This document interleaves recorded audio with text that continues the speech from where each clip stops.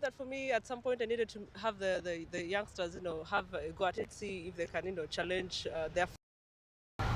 Ladies and gentlemen watching us from wherever you are in the world, good afternoon to you. We're coming to you live from the Pearl of Africa. There is a beautiful breeze cutting across the Lugogo Oval, but it's match number 6 on match number 3 of the Waterfalls Women's Elite League. The two captains are out here in the middle with me, Proskovia Alako of the Karuma and Mbabas of the Itanda Kayakers. Of course, he will be standing in John Gabula, one of the umpires today, alongside Sharon Atola, who is not in your frame, but the home team will flick the coin and Mbabas will call, Kayakers to call, Rapids to flick. Heads. Let's do this again quickly. All right, flick the coin and then it will be time for the Kayakers to call. Heads. Heads is the call. Heads it is. Babazi, you've been very lucky with all the tosses you've come out with. What would you like to do today? Not really. I don't think I won the first toss, but I think we'll take a ball. You'll take a ball. What informs your decision? I think that we would like to, have our bowlers come out and put a bit of pressure on the Karuma Rapids, and like you mentioned, we'd like to use the wind effect, see if Mutoni can get some swing on, and we can pick early wickets in the power play or something, and yeah. Let me just take you back to yesterday. You look like you were stunned by the partnership of 70 runs from Mwanga and Divine Nyamer. What was happening with your bowling changes there? I think that for me, at some point, I needed to have the youngsters, have a go at it, see if they can, challenge their fellow youngsters on the wicket. And I think, one of the things maybe they didn't do well is, just get the lines right. And I think the fielding also wasn't very up there.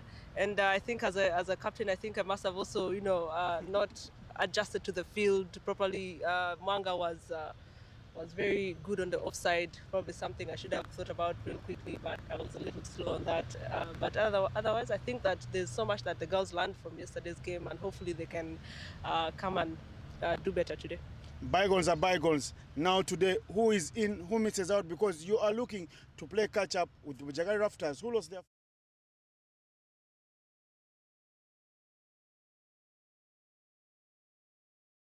The center, Janet Mbabazi, the skipper for the Itanda Kayakers, has won the toss and opted to bowl first. Irene Mutoni, the first dot ball in this match. This is match number 2 on match day 3 of the Waterfalls Women's Elite T20 tournament here at Lugogo Cricket Oval. Irene Mutoni is still asking the questions there. Josephine Ichumaru there opening the batting alongside Esther Ilok. Karuma Rapids have played 3 games and they have lost all the games that they have played so far in this tournament. Whereas for the Itanda Kayakers, they've so far played 3 games, they've won 2 and lost 1. My name is Evan Cyprian Sajab here in the comms. I'll be joined in by Innocent Ndaula. Another ball, another dot ball, third one in the over. Good areas being bowled by Irene Mutoni. Umpires standing in this game, Sharon Athola, the female umpire, alongside Juma Gabula. 3 dot balls so far. The Karuma Rapids, who are still looking for the first victory, are right in there, still trying to find something. One shipping away from Josephine Ichmar Kulules, and yet another dot ball. This tournament is sponsored by Scope Energy, Raj Gaspro, Leica Mobile, and Cricket Uganda. 3 teams, Itanda Kayakers, Vijagai Rafters, and Karuma Rapids, 2 will make it to the final. One team will win the championship. Nyakasura League, Nyakasura Alumni League are also part of the sponsors of this tournament. Fall and driven down the ground straight to Immaculate Nakisui. She fumbles that one, and Josephine Ichumar is off the mark, bringing Esther Ilok on the strike.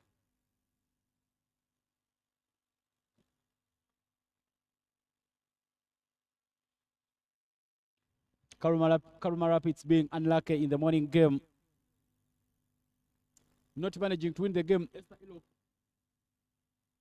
Her batting struggles from the end of last year have carried on to this tournament.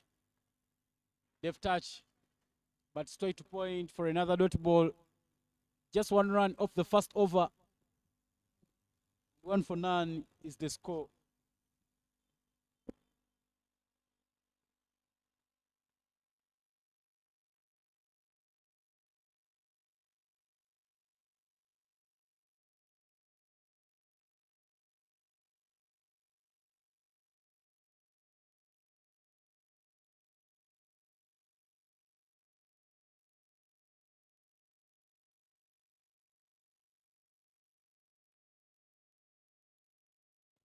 Michelle Ariago will bowl over number 2 for the Itanda Kayakers.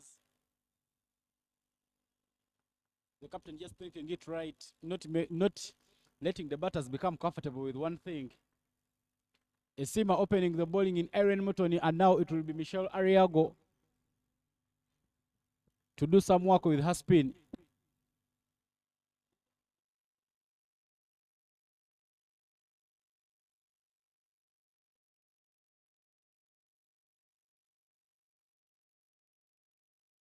Michelle Ariago will be bowling to Josephine Ichumar,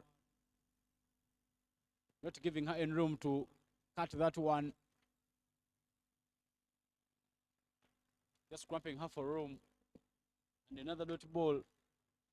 Complementing the first over, which went for just one run. She starts off hers with a dot.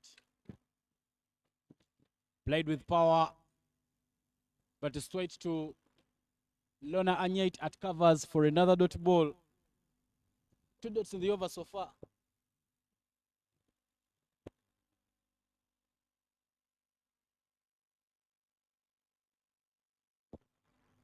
Pulls that one away, but doesn't connect well. It will rest to the boundary. Welcoming runs there for Josephine Ichumar. She did not use a lot of power, but just guided that one with her bat backward of the square. And that beat the fielder.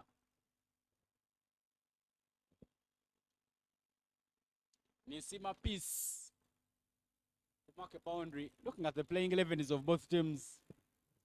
Looking at the Karuma Rapids, Prescovia Alako, the captain, Esther Ilok, Ritam Samari, Joan Ilora, Patricia Malemikia, Fiona Egaro Kulume, Koslet Aweko, Ichumar Josephine, Tino Sara, Kawamera Ann, and Nyangoma Miriam right in there. One change made in that team.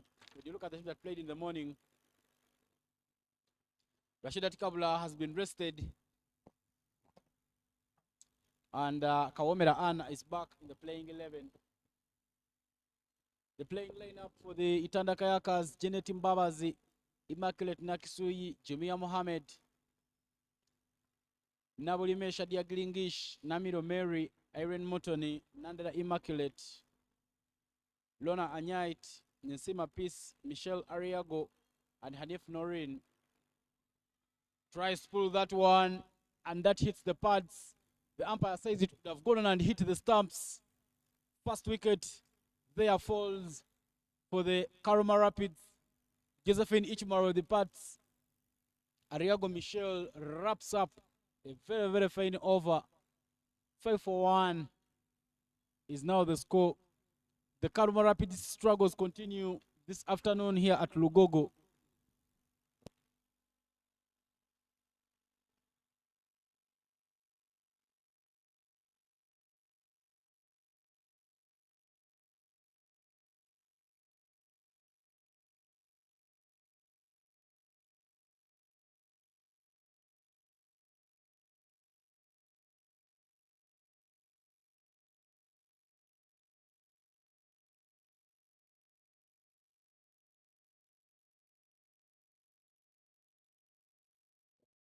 New batter in, Joan Ilora, to replace Josephine Ichumar.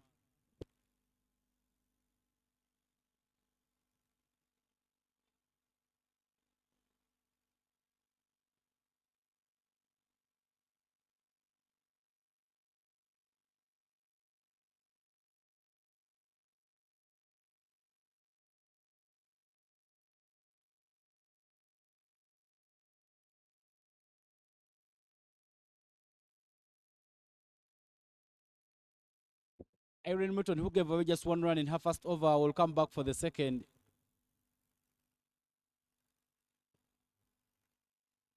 She will be coming again from the Ginger Road end.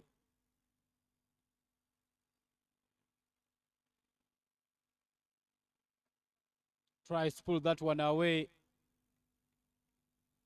But there's a protection down at the deep square leg area. Quick running and 2 runs there. That is Ilok Esther's space. She is so strong on the onside. Struggles a bit with the cut shot. So anything bowled to the body should be easy pickings for her.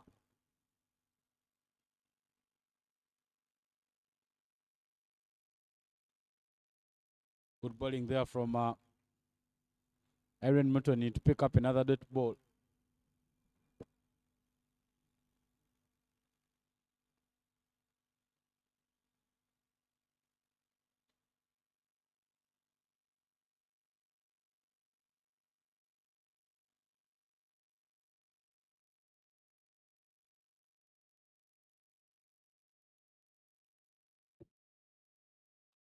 Pull and played downtown, but a faint stop there from Erin Mutton. No run. Once she bowled to the pads, was worked on the onside, but a very fine comeback there from Erin Mutton to make sure that she keeps the blade of Esther Ilok quiet.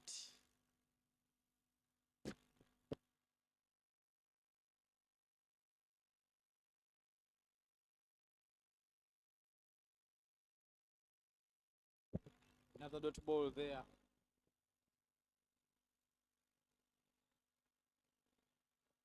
For Irene Mutton, her first over she gave away just 2 runs. I beg your pardon, just 1 run.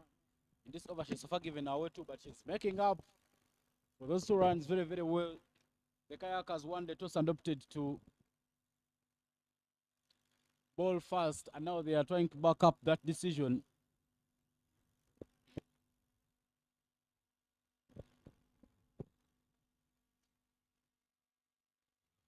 Another dot ball there for Irene Mutton.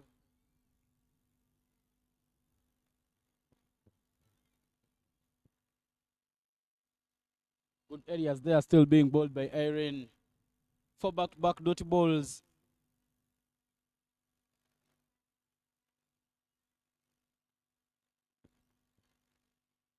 Last ball to end over.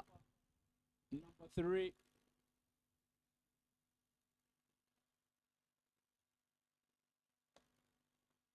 Cut. But straight to Nandra Immaculate at point. Dot ball. And end of the over. 7 for 1 is now the score after the first 3 overs.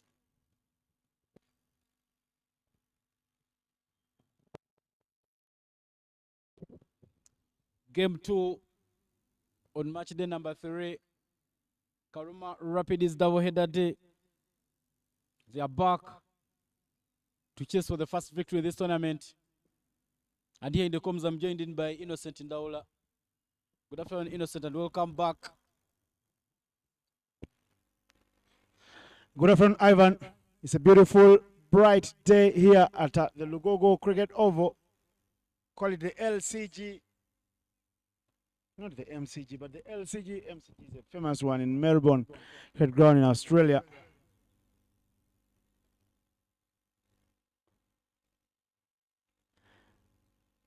Two players in need of runs. Joan Ilora and Esther Iloku right there in the middle. Joan Ilora sizes up that one very well. Michelle from Shell is sent to the cleaners. Shell Ariago, her first over was superb. She picked up a wicket and went for only 4 runs. This time round, Joan Ilora sees it early, just leans into it and punishes her. That's a replay for you again. Beautiful from her. You're too wide. Might have gone in past the wide line, but Ilora Joan says, wait, I can hit this one. This time round, she brings it a bit closer. I tell you, Ilajuan was scoring that boundary on the first ball of the over. It went just near the point area where her elder sister is fielding. Cleaned up right away, Joan Ilora, the sister to Immaculate Nandera of the Itanda Kayakers, will have to fall. This time round, a very straight ball. They are coming in from Ariago Michelle. And second wicket for the Karuma Rapid goes. Second wicket there, the Kayakers made changes in their squad. Teddy Yola is out, as well as Naomi Jane among in, all out on the bench. But see what is happening. They are still able to do the job. 2 wickets in quick time. It is Michelle bowling from the shell end that is doing the damage. Shell Ariago from Soroti Cricket Academy Hub. She was hit for 4 by Johnny Laura, but what happens next is that she gives the ball a very good tweak that's able to cut into and rearrange the furniture.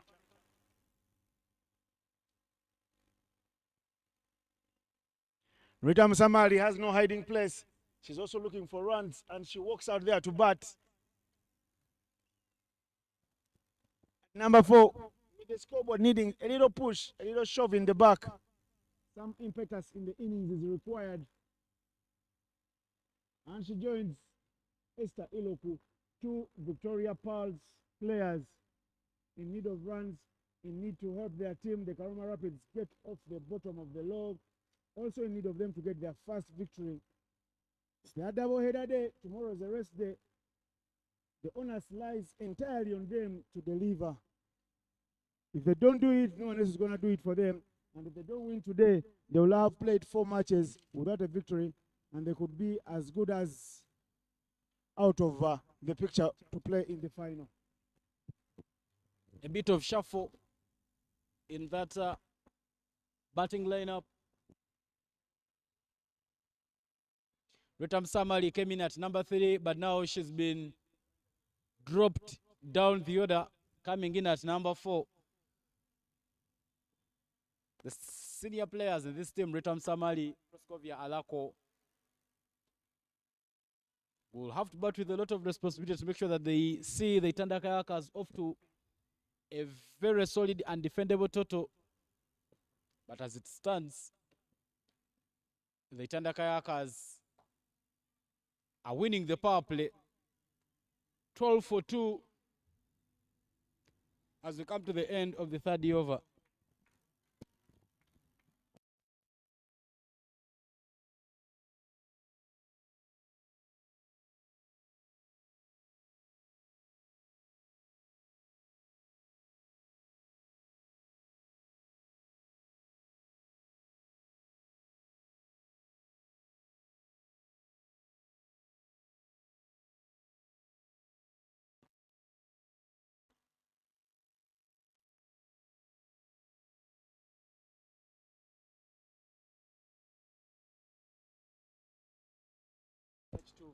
Bowling change as Immaculate Nandera replaces Irene Motoni from the Ginger Road end.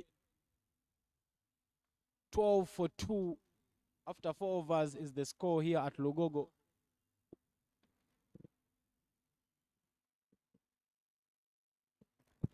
Nandera, beautiful flowing action.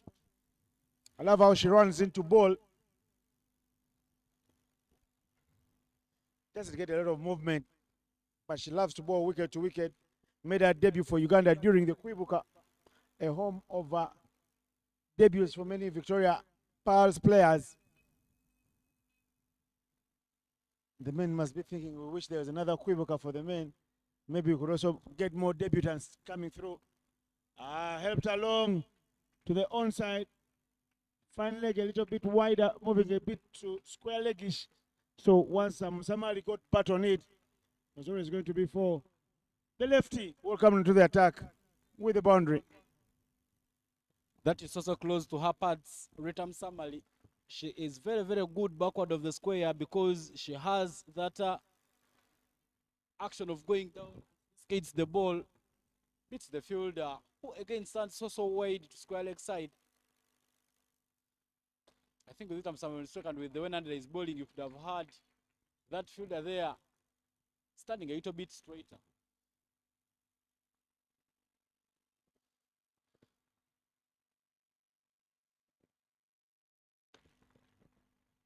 Should be Hanifa Norin, the northern straight at that square leg area. Again, tries to pull that one, but doesn't connect well. They take the run. Retam Samal is still motoring on and just making sure that she gets some more runs for the Rapids, who are still searching for the first victory. Look at the talent on show here from the Kayakers side. Right from Nandera to Imagine Achisuya at mid-off. Hitting it down to the sweeper. The wrist protection in the deep. Mary Namiro. Clean hit of the ball. Is riding the boundary on the onside. At long on, we're seeing the power play, and she's only one of the two fielders out there in the deep. The other is at fine leg.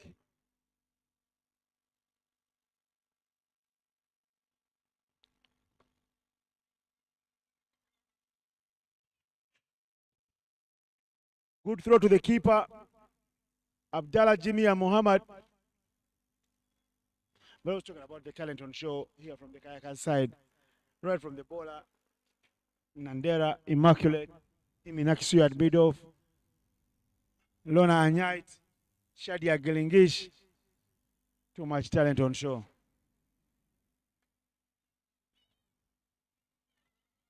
Janet Mbaba, the skipper herself, there with the dummy, not with the dummy, but with a good dive. She'll get G for good. She did well there to carry it off. Didn't stay in the air for so long. And Nandera's first goes for 7 runs. Score is 19 for 2 after 5.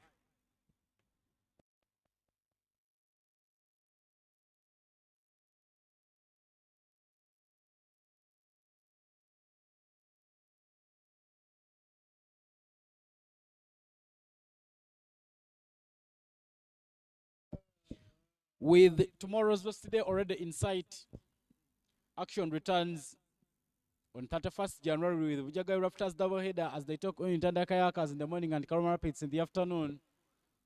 The final group stage game will be on 1st of February between Itanda Kayakers and Karuma Rapids, and the top 2 teams will advance to the finals. Back into the attack is Michelle Ariago. Def touch there. Just guides it on is Esther Ilo, who has somehow made sure that she grows herself into the game, and she's trying to push and get some runs. Picks up 2. But clearly, Esther Ilo, 6 of 12.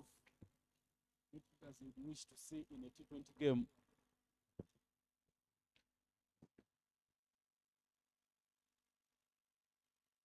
For Esther Ilo, there is Kao Corner and Longo on protecting the boundary. Played through cover. She dressed to the boundary. Lugoga has been electric throughout the tournament. Good shot there from Esther Elok as Ariago Michel gives that one too much with it.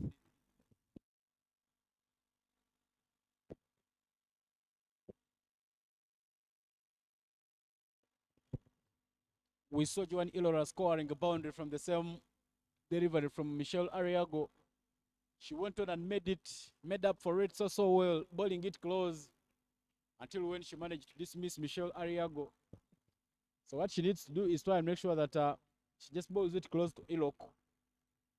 Stump to stump line should be the area for Michelle Ariago to bowl. She's already picked up the 2 wickets for her side. Tries to cut it late, but that will find the fielder there in Noreen Hanifa with a fine stop.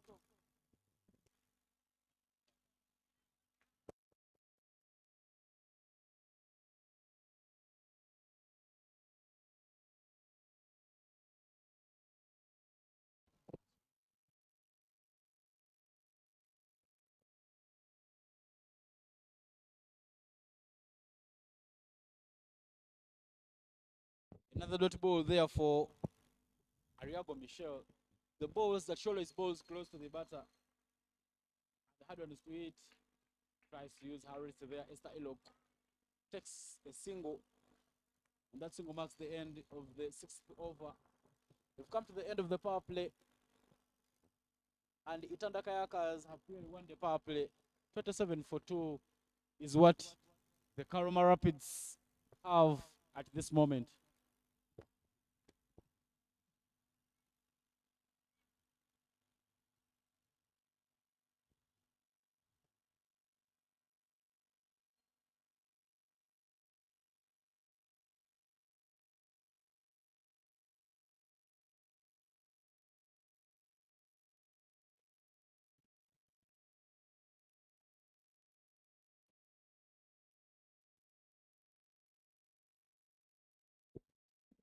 Ball to the Itanda Kayakers is Immaculate Nandera.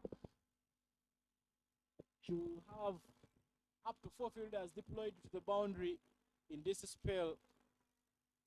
In this over, she has longer off, cow corner, fine leg, all at the boundary. Not sure the captain is thinking, but instead of deploying Immaculate Nakisoy at longer off, maybe I should have deployed an extra cover fielder. Because we've seen Ilok Esther playing balls through the cover area, and this side of the pitch is also vacant. Unless Ilok Esther, unless Immaculate Nandra will be so perfect with her line on long off, deep mid wicket, and fine leg are all at the boundary. Nandera, a bit full and driven down the ground.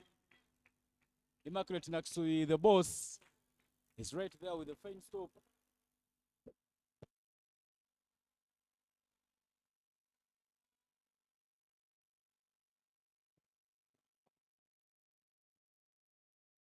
Interesting fielding positions here for both Nandera and Musamali. 4 fielders out there on the boundary. Long on, long off. Mid wicket, and the fine leg who is a bit roundish. They wanted 2, they will only get 1. That's a good fielding effort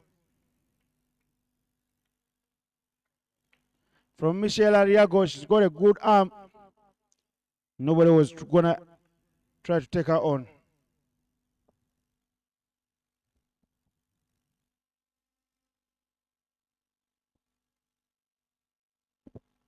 In her first over, she gave away 8 runs.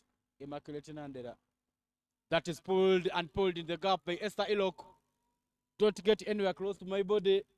Esther Ilok starting to find her groove. She sends that to the boundary and brings up the 30 runs for the Karuma Rapids.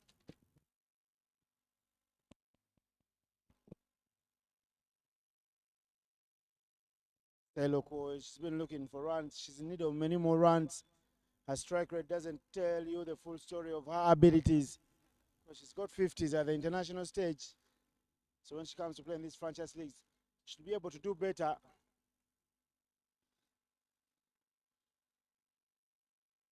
Scoreboard starts to look better for the Karuma Rapids. 33-2 now.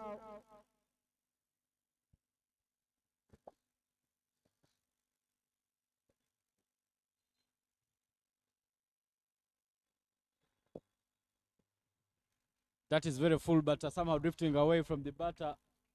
But it is a good area there being bowled by Nandera. Don't go so close to the body. Ball the good areas. Stump to stump, outside off stump. And force Ilok Esther to play to the offside.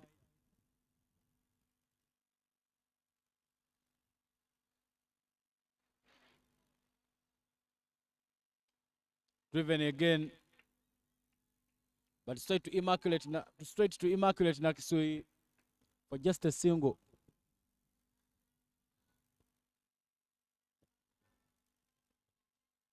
The Rapids are starting to play so well.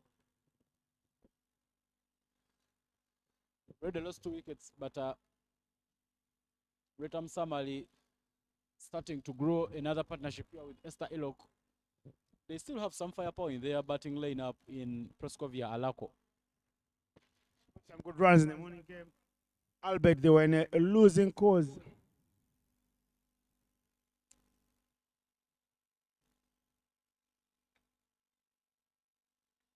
A misfield will give them a run, which they will duly take.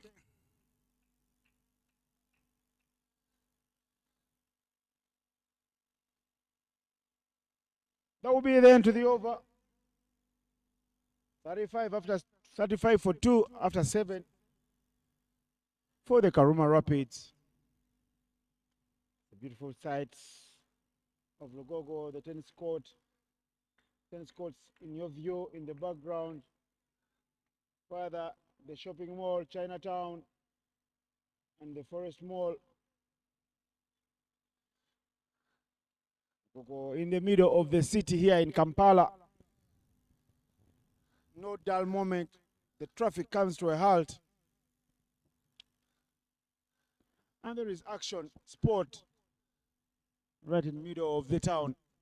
It's cricket that is happening today. The Waterfalls Women's Elite League, the 2026 edition.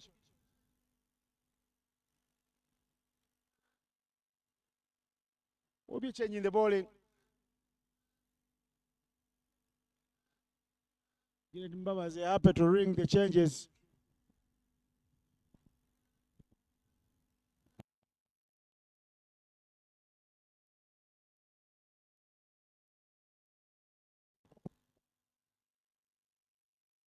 Young Peace Nisima gets a bite at the cherry. If she strays away from her lines, the senior players will pounce on her and milk her for every run and some more.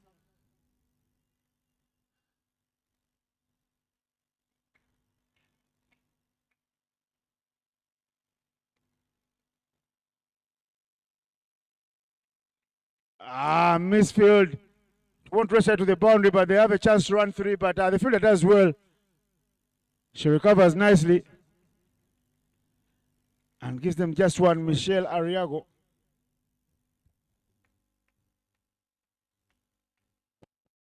Fine work there done by Michelle Ariago, making up for her misfield, making sure that she cuts off another run and a boundary.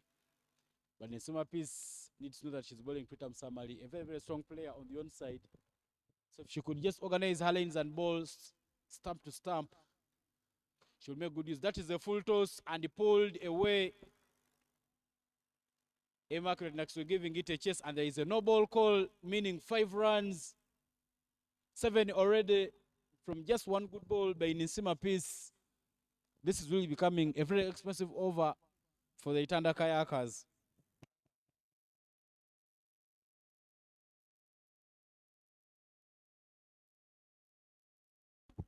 Captain Janet Babas will run over to her youngster and immediately will quickly calm down the nerves, ask her to keep things calm and steady.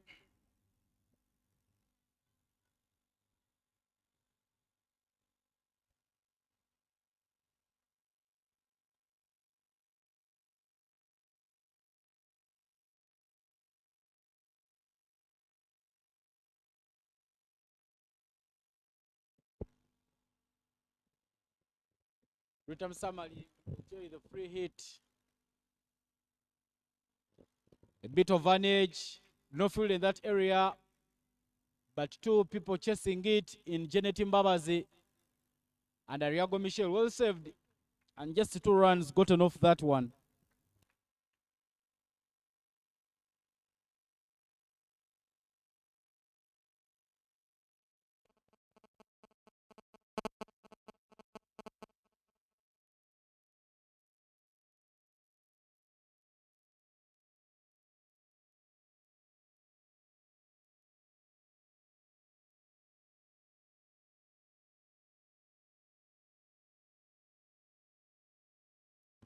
More changes in the field. Janet Mbabazi deploying herself backward of the square at short fine. Another full toss there from Nisima Peace, but not hit well by Pritam Samali. 2 issues in her bowling, Innocent. Close to the body and many full tosses.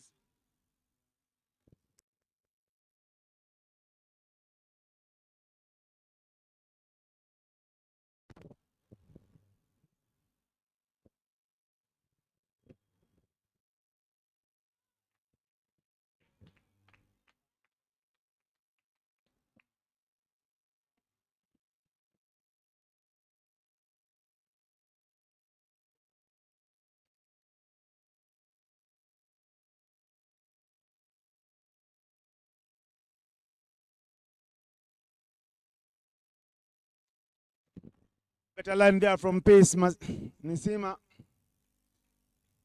Her first over. She's gone for 11 already. She still has a ball to deliver. Most of that stuff has been wayward, full tosses.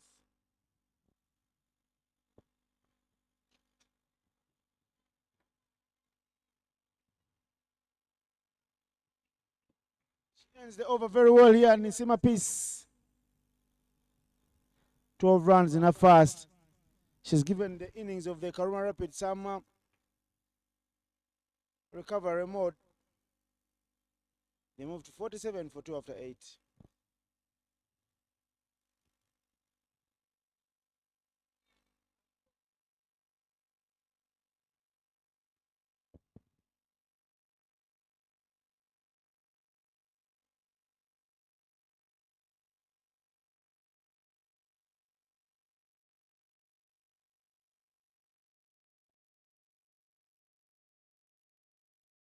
Lona Knight new in the attack, sporting a similar hairstyle that's keeper, but just because she's much smaller in physique.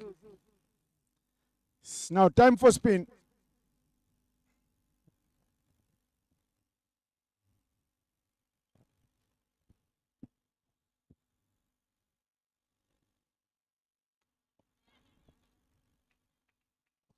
Good fielding shot from Nandera.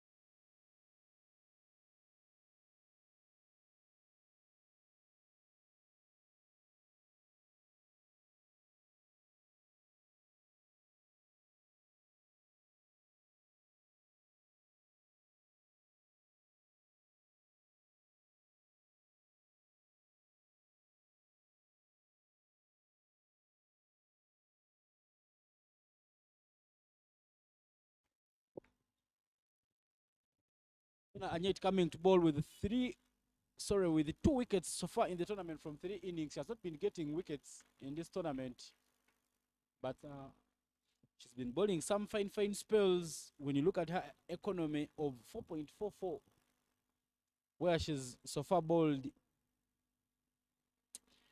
a total number of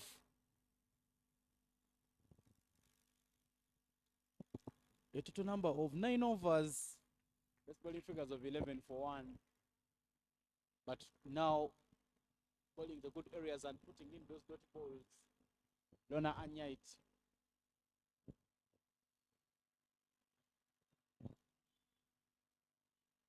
Plays that one backward of the square at fade. Michelle Ariago at the deep square leg boundary. And that single brings up 50 runs for the Karuma Rapids. It also marks the end to the 9th over, and score is 50 for a loss of 2 wickets.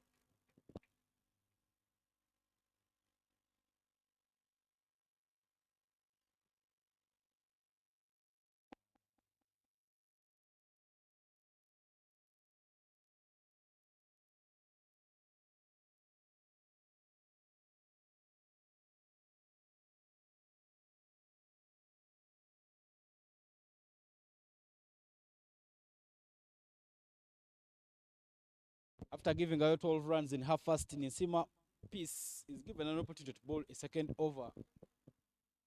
Remember, this tournament has helped some of these young players to grow in their game. Driven down the ground, but that's a much better ball there from Peace Nisima. The full tosses were so many in the first over, but now looks like she's gotten her groove. And she is asking the right perfect questions there to Ritam Samali. and her partner Ilok. Ilok picks that one, but he doesn't just carry to the fielder. Shadia Gilingish double at the long on boundary, and just a single run is taken.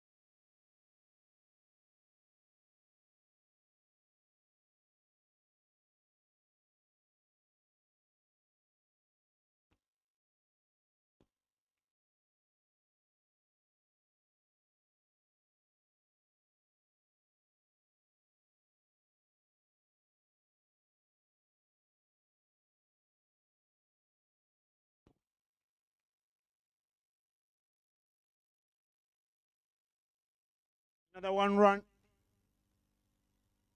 If the boundaries do dry up, it's important that the Rapids get at least the singles, and they're doing that for now.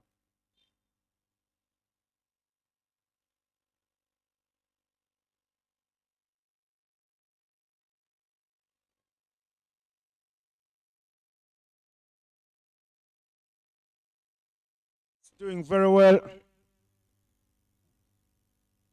End of the over now.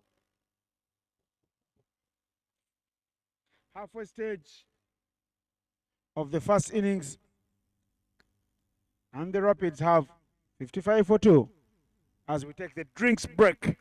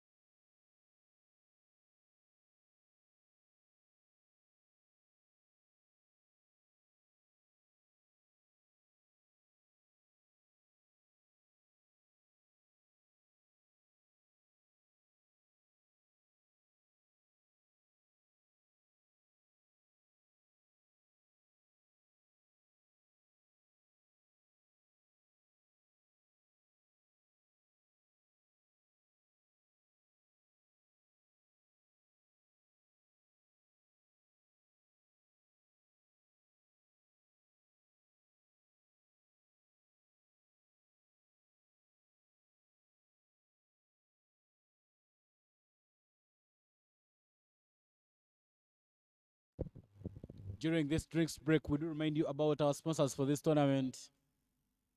Your trusted LBG partner is part of our sponsors, Raj Gaspro, Nyakasura Alumni League are also part of the sponsors, and I'm reliably informed that as the boys nationals went to Nyakasura School last year, they will host again this year. Smart Energy, Safer Life, Scope Energy have also put some money together to make sure that we have this beautiful tournament. Leica Mobile, a mobile telecom company, are also part of the sponsors alongside Cricket Uganda. This is the first of the many events that will happen this year under the Cricket Uganda calendar 2026, which is very, very busy. It has action for the juniors and the seniors. The men having missed a spot in last year's qualifier in Harare, they will start business in the Division 2 sub-regional qualifier down in Nigeria, whereas the women have an emerging ICC tournament.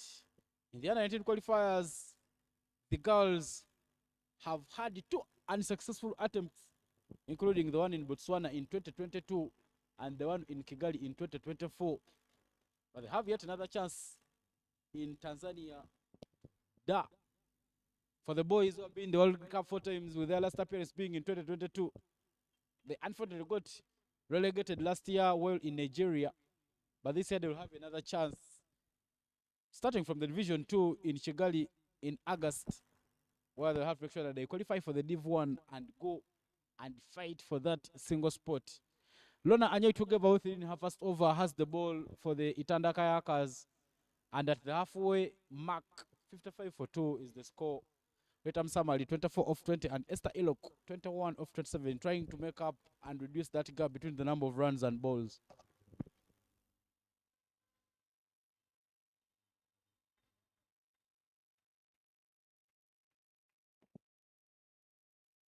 The allure of runs does continue for the Rapids. They know they have now 59 balls to play after getting a single off the first ball in the 11th.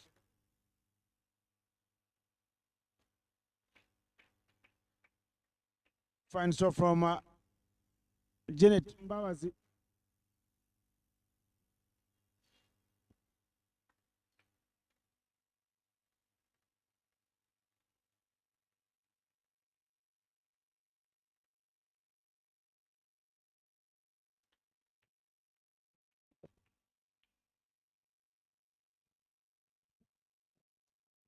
It's the cover drive.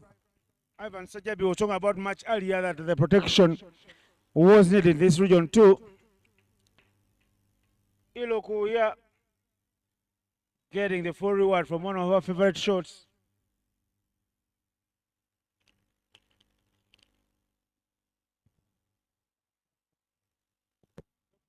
Meaning it's just a bad ball from Lona Anyait.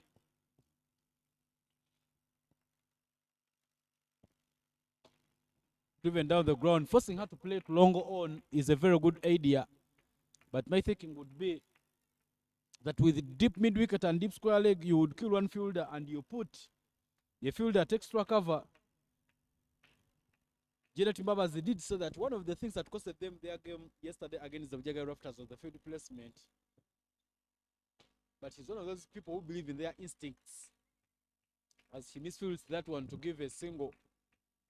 One of the things she was expecting to improve was the field settings. But again, when you look at the runs that the Karuma Rapids are getting, they are coming as a result of the field placements.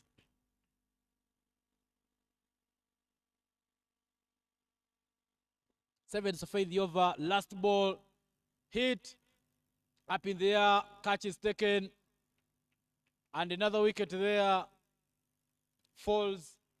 The first one for Lona Anyait. Ariago Michel with the catch. Esther Elok departs. 62-3 is now the total. Esther Elok was only starting to play catch up with the number of balls she has faced, but she still fails in that attempt. It's all in vain. She falls for 26 from 31. And this is how it all happened. Lona Anyait with the one on the middle stump. She went for a hoik across the line. Didn't get a hold of it. But look at how Michelle Ariago completes the catch and celebrates by tossing the ball up in the air. Yes. She'll take a walk, but walking to bat will be business as usual. Proskovia Alako.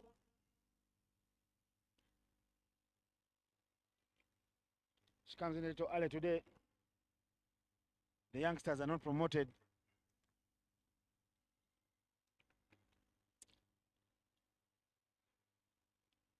Let's see, 9 overs to go. That's the 54 balls. What can be done?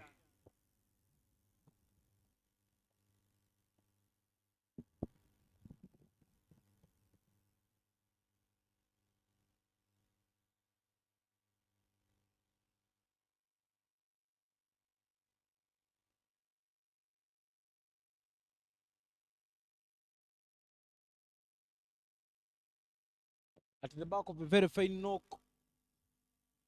47 runs. In the previous match that was played in the morning, she comes in with a total of 77 runs from 3 innings. Proskovia Alako. Ritam Samali trying to guide that one to the fine leg, but fine stop there from Michelle Ariago. Michelle Ariago has been a much better fielder in this game. Her catches and stops have been top.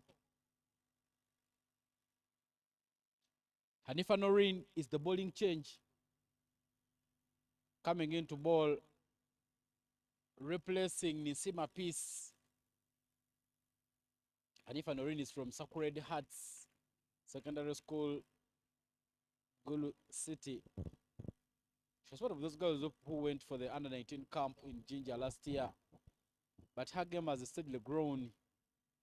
As you see her bowling there. That's full. Straight to the hands of Nisima Peace, who puts down the chance. And Ritam Samali survives that one. And if Anorin will feel undone, Consigliere got a chance of picking up a wicket in her first over.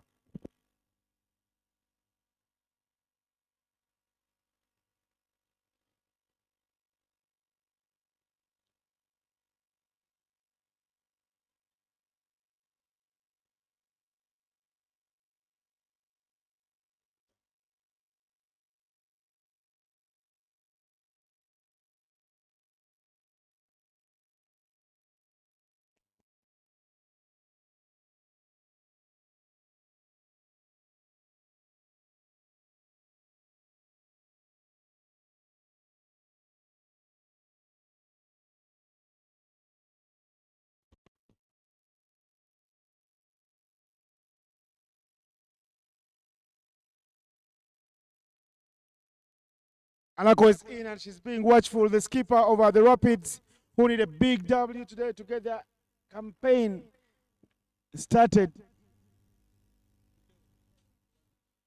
Down the ground there on the offside for one.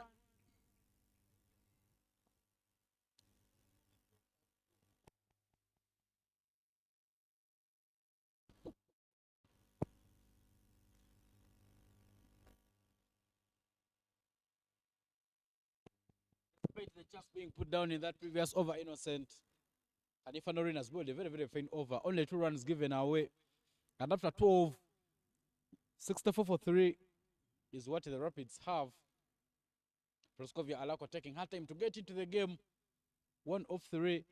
Ritam Samuel on the other end looking very, very firm with a solid 27 of 25. This is the partnership that should see the Karuma Rapids get themselves to a total that they can bowl at.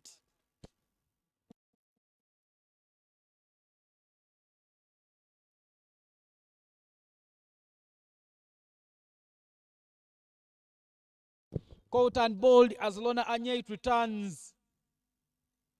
Some power off that shot, but good work there done by Lona Anyait to see off Proskovia Alako. I earlier on talked about consistency in the previous game, Innocent. Again, Proskovia Alako departs 1 of 4, but look at that replay there. The ball was traveling. You saw even the movement from the umpire. But Lona Anyait getting hold on to that chance. Prosy departs. Prosy anything but consistent. Shaking hands with the bowler. And the bowler obliging. Yes, some power on it, but if you hit it to my throat, I'll swallow it any day, anytime. The hopes of a rebuild now do lie with Musamali, who's on 27 from 25, the vice captain of the Victoria Pearls, alongside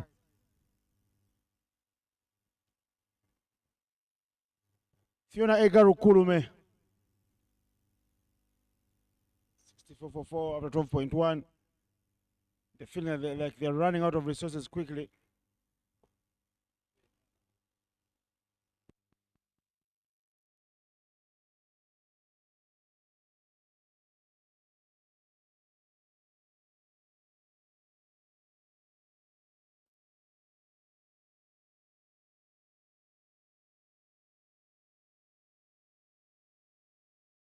Lona to Kulume. They've touched there from Fiona Kulume. Fiona Kulume scored just 6 of 8 in the morning game before being bowled by Sonia Nampera of the Ujagali Rafters. And now there she comes in. She's the clean strike of the ball. But her form has been down. The last time she was in an outing with the Victoria Pearls was during the qualifiers that happened in Namibia last year. She comes in Some runs for the Rapids.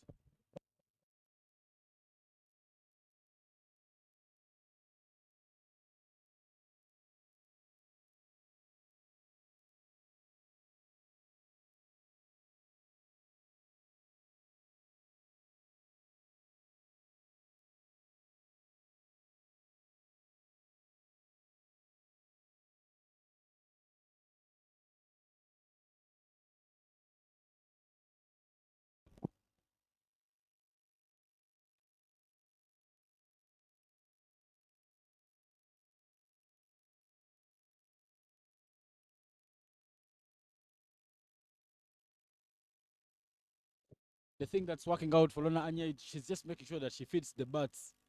She's already gotten 2 wickets in this match. That single marks the end of the over. A fine over there from Lona Anyait. She managed to dismiss the dangerous Proskovia Alako out and bowled up the very first ball of the over. And after 13, 6-7 for 4 is where the Rapids stand. Alako comes and goes. Britam Samali, 28 of 26, still holding on the other side. 2-4 for Fiona Ekaru Kulume. One of these two will have to raise up her hand to be counted.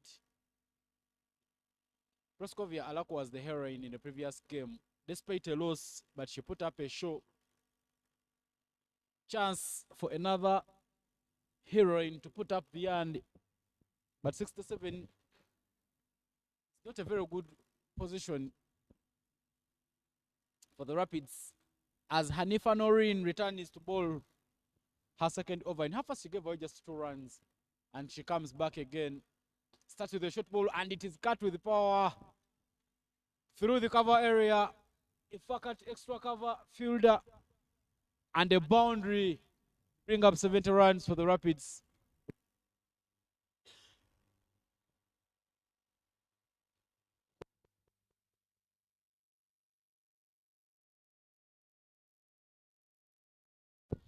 Widith offered, and Kulmefiona just getting to that ball and hitting it to the fences. Still the protection. Longer off, longer on. Deep mid wicket and deep square leg there for Hanifa Noreen.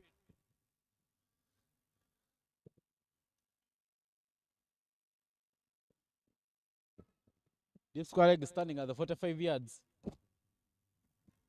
Played up. Should rest to the boundary. Back to back there from Fiona Kulume. She knows this is a youngster. You can easily put her under pressure. And currently Hanifa Noreen is being pushed to the fences. Second boundary in the over. Hanifa Noreen got a very good first over, but see what Egaru Kulume does. Just giving it the full blooded draw and the swing, the golf-like swing, the tee-off swing, helping her make sure the ball rolls to the boundary. She pushes this one straight to the field that covers, where the young Nisima piece is patrolling, and runs again. Kulmo already into the 11th. She's doing well, Fiona. You're already into the double figures. Deflected ball worked well for Hanifa Noreen. They've touched by the fielders at the cover area. A napping that was taken right under the nose of Irene Motoni.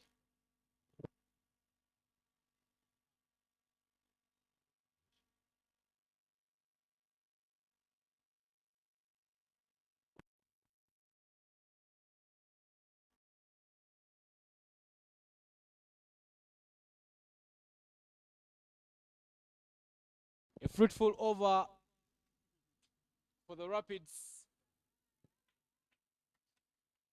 Already 10 runs from the over.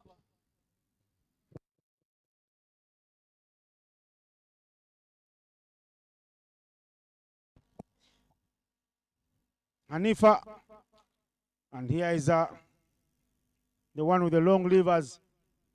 She's in a hurry today. She wants to play a knock of urgency. She knows only runs on board will save their team. And she's doing the job. Egaru Kulume with a single there. She moves to 12.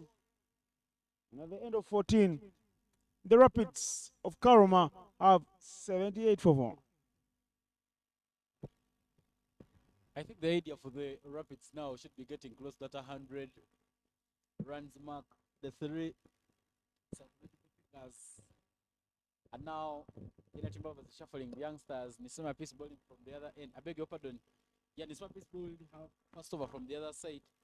Now she's changed the ends. If Fiona Kurume, Egaru, and Ritam Samali are a bit clever, these are the bowlers you need to target. We saw Nisima Peace bowling so many full tosses. Ritam Samali, and that's what accelerated even her scoring rate. Whether it's long on and long off, deep mid wicket and deep square leg protecting the boundary for Kurume. But a very, very vacant extra cover area. So anything that is given wide and goes past those fielders at covers should be easy pickings for Kulume. Cut with power. Fumbled. Hesitation.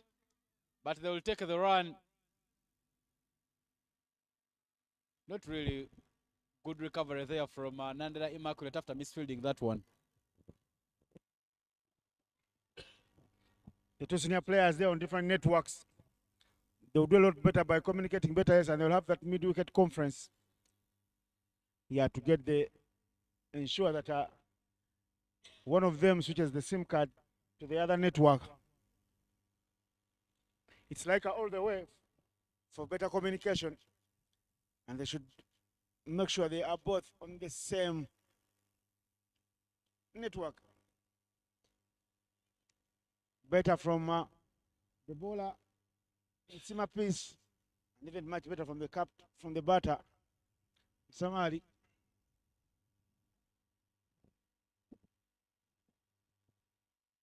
Full and so those will be wide. They'll be many. The keeper did nothing to stop that.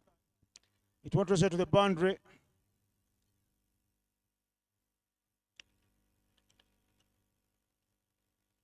No chance for a third, but they'll get 3 runs in total because the wide plus the 2 that they run gives them 3. These two,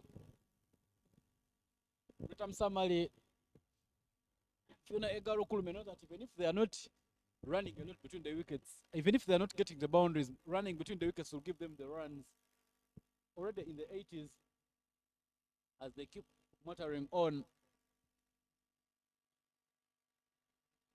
They've touched there from Ritam Samali for that single to keep the scoreboard moving for the Rapids. The Rapids not being rapid in the tournament as they have already lost the 3 games they have played in the tournament so far.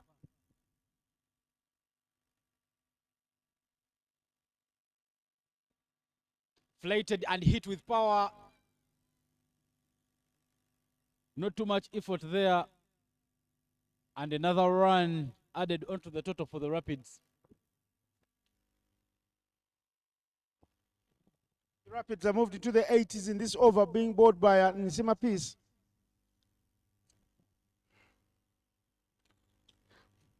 Expensive stuff from her. But the captain trusting the process and saying the youngsters must learn at this stage and they must learn now.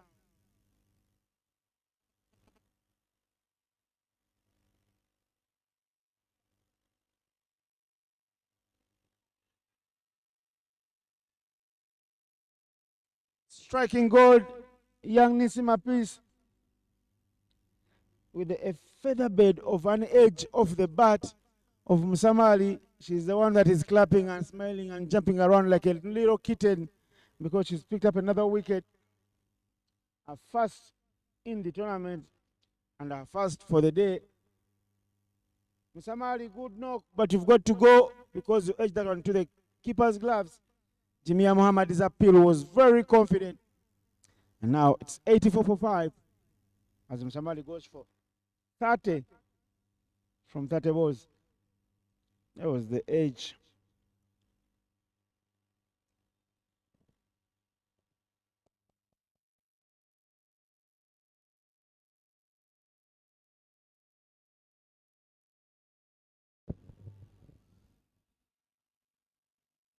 Rita Musamali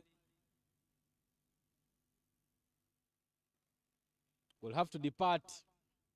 Somehow she anchored the innings, playing a Lone Ranger role of sorts, just making sure that the Rapids get themselves close something respectable. 30 off 30 at a strike rate of 100. And Patricia Malemikia walks in. Not too much batting down the order after Malemikia. Kawomera and Kons Aweko, Tino Sara, Nyangoma Mariam. All those are bowlers in the setup.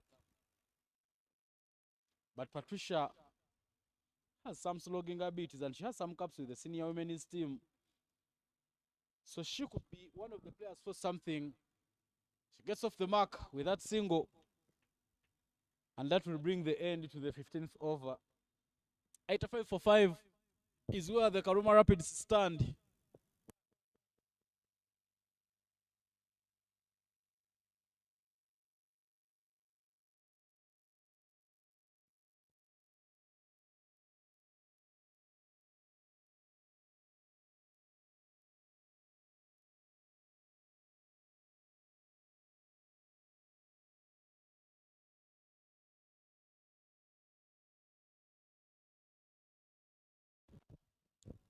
If the Karuma Rapids can maintain this scoring rate, they will end the innings with a total of 114. Hanifa Noreen will return to bowl from the shell end. If you've just joined us, the Itanda Kayakers wanted to adopted to bowl first. 13 already in her 2 overs, Noreen, as she returns to bowl for the Kayakers. These two teams are both at the back of losses. Both of them, in their previous games, were put on the spot by the Bujagali Rafters. Kayakers' loss coming yesterday, where they failed to defend 116 runs in a game where they were so comfortable, losing out the game by 4 wickets. Whereas the Rapids fell short by 11 runs in the morning. That is in the slot and hit with power. But there is too much protection, as Immaculate Naksui is right at the deep mid-wicket area to cut off that one to just a single run. The Kayakers guilty of losing a last ball thriller thanks to that partnership of Divine Nyamera and Mwanga Ruth. Here Malmekia sent in to do the pitch hitting in the morning game. She failed miserably. Now she comes in at number 7. There's work to be done. She's got 2 from 2.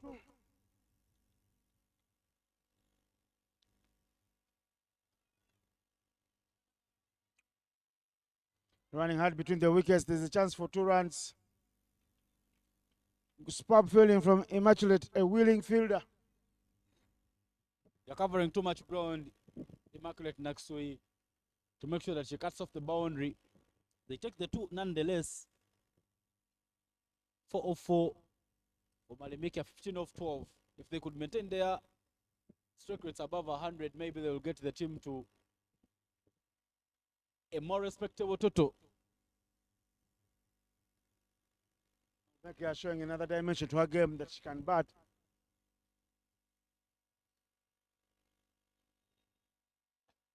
Good shot, good connection from Malmekia. Jenny Babas is sweeping the boundary here, but to only be 1.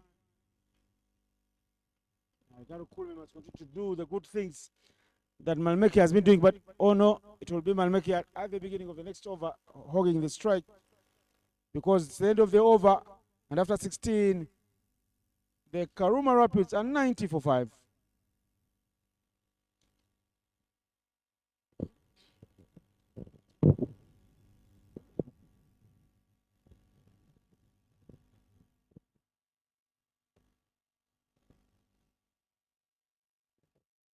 Into the 90s already. 4 overs to play in the first innings. The Karuma Rapids should first get to the 100 runs mark and then see how many runs they can get from there. Quickly onto her safe plan is the captain, Janet Mbabazi. Erin Muton, who gave her just 3 runs in her first 2 overs, is given the ball again. She bowled the fine lines earlier on in the innings. Now she's been given an opportunity to simmers at the crease. So it will be time for them to enjoy the music coming in from Irene Motoni. Third man, deep square leg, long on and long off, all at the boundary. Malemikia Patricia will be facing the first ball from Irene Motoni's third over. It's going to be a very hard feat for Motoni to replicate the figures she got in her first 2 overs, because now there's an allure of some quick runs from the Karuma Rapids. Pace bowler looking like she's afraid of the extra pace from Motoni. When you see her movement, not even moving anywhere close to the ball, but backing away. I love the setups in Test cricket. Someone will give you 2 of those and bring one straight to clean you up. That's what Irene Motoni can do, but she's really been having fine figures. 2.1, just 2 runs given away, wicketless. But the economy is proper T20 economy rate. Irene Motoni just dropping her head and bowling a wide down the leg. 91. Now, the Rapids into the 90s as they now strayed on to the psychological total. Tomorrow, the tournament takes a break and action resumes on the 31st, where the Raptors will be having their double header. Swings hard, but doesn't swing to make contact. No run. Another dot ball for Irene Motoni.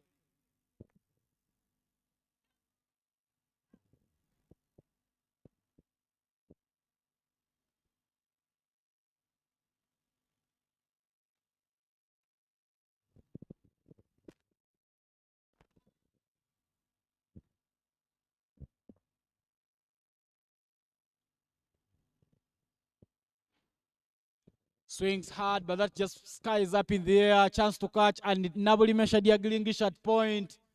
Gets hold on to that one. There were clear struggles from Patricia Malemikia facing the seamer, and her struggles will come to the end. 5 of 9 as Shadia takes that catch. Widith given on the offer, but she didn't just manage to open up her blade. Played it up in the air, and Nabolime Shadia helps her schoolmate to pick up her first wicket.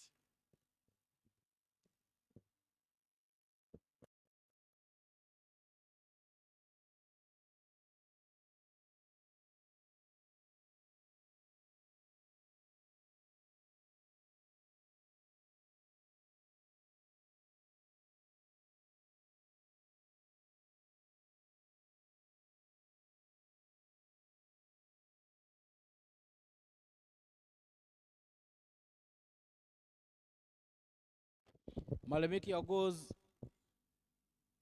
Consulate Ayokonimongu comes.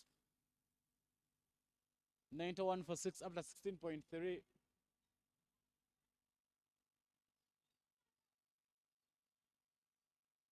Extra cover, deep mid wicket.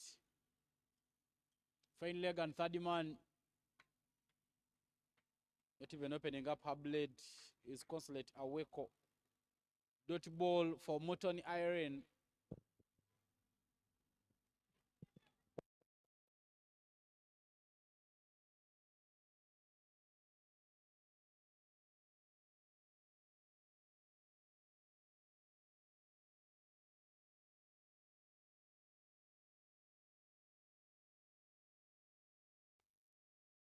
Two sounds. And finally, Conses off the mark. Fine over there from Irene Motoni. Just 2 runs off the over so far. And last ball coming in.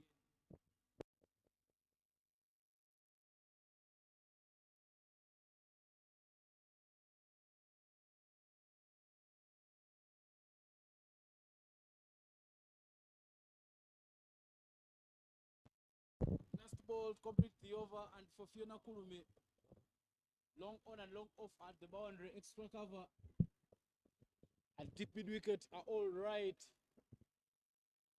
at the boundary. A bit of an edge, runs down to third man, and that boundary will mark at the end of the over. Fine shot there from Fiona Kulume. She didn't get enough contact, but the edge gave her maximum dividends. And at the end of the over, score is 96 for a loss of 6 and a no ball call. Sorry, there is a no ball call from the umpire, meaning Irene Muton will have to bowl that one again. Fiona Kulume with on strike, with the strike. What can she do? Irene to Kulume. Swings hard. That's in the gap, pushing very quickly for 2. But no, Constance is not the quickest amongst all. They will just take that 1 run to mark at the end of the over.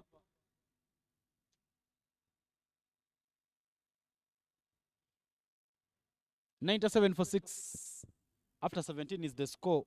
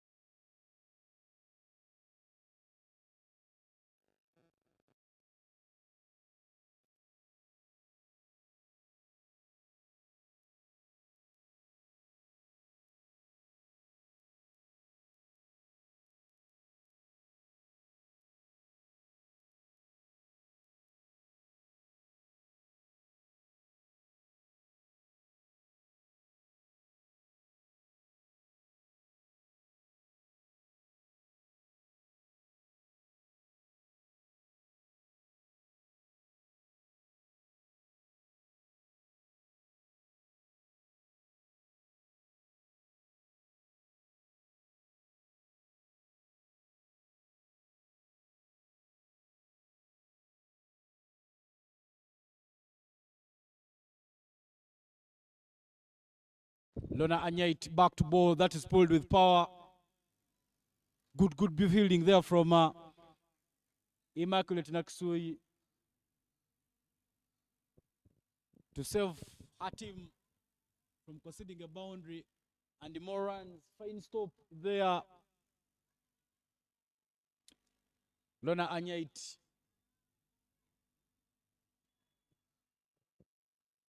Bowling the 17th.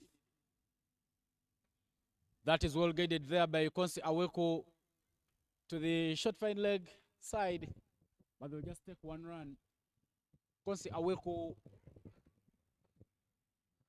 and Fiona Kulume have made sure that the scoreboard keeps ticking for the Rapids. As Rapids now bring up their 100 runs. It's been a long time coming, but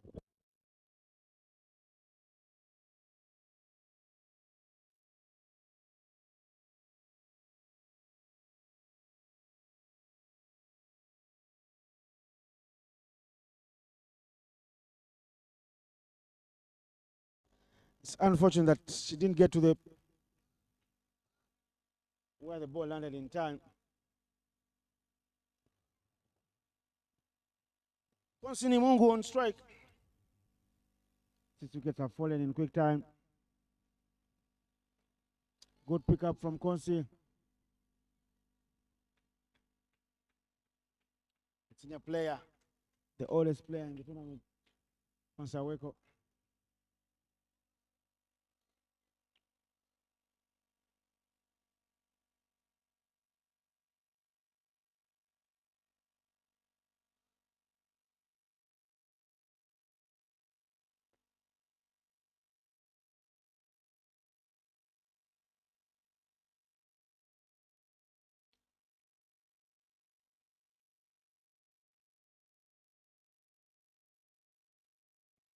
Two balls left in a Lona Anyaiti's spell here. She has beautiful figures of 2 for 17. And Egaru has played a little beautiful quiet cameo. She drills this one down the ground. Is it cut off? Yes, it is. That's the 1 run.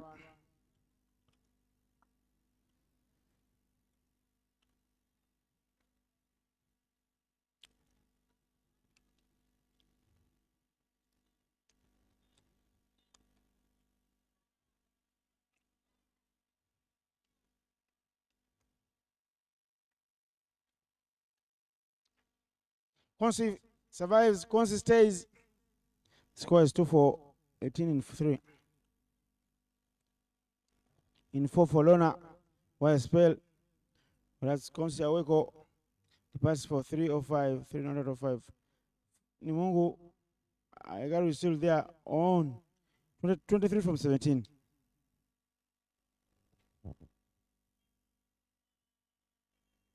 Final 12 balls to complete the batting innings for the Karuma Rapids. 103 for 6.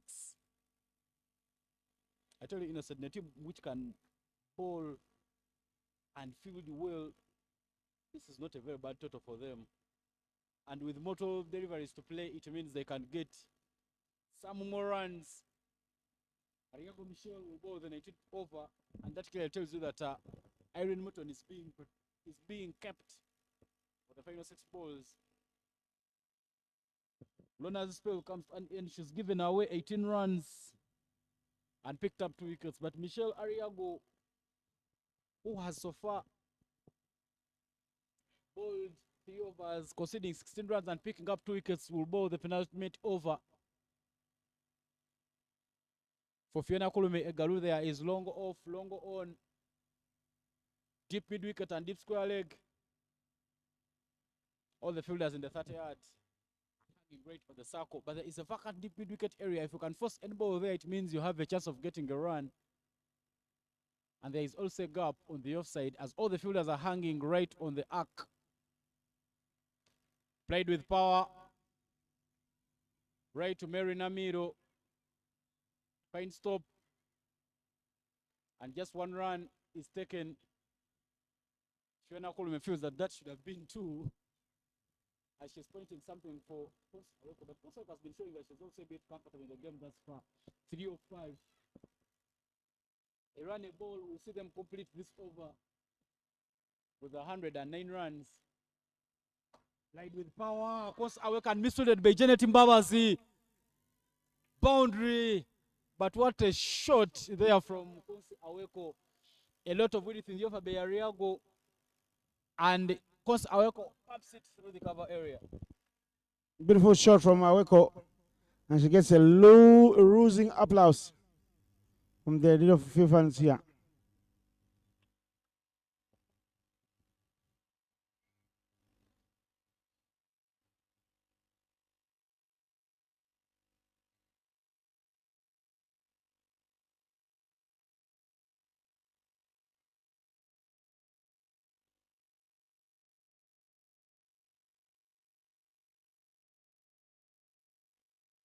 Welcoming boundary for the Rapids. It's been long since we last saw a boundary this innings. Out of nothing, Konsaweko scores a boundary and a field change. A beautiful where the fielder comes from is where Konsi plays the ball. Fielder's giving it a chase, but that will run away. Uganda has been electric, and Konsaweko knows that the runs that she will get here will be the runs that will see her side to victory. Back boundaries. Sorry, not back. There is a dot ball, but boundaries there for Konsaweko. Is a pick up there. Send that one to the fence.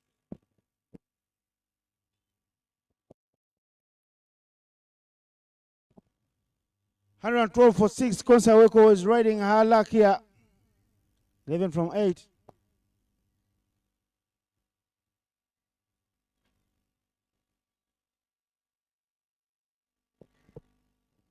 Extra cover being introduced in place. Swings across the line. But there was some bit of 2 sounds. Should have been off the edge.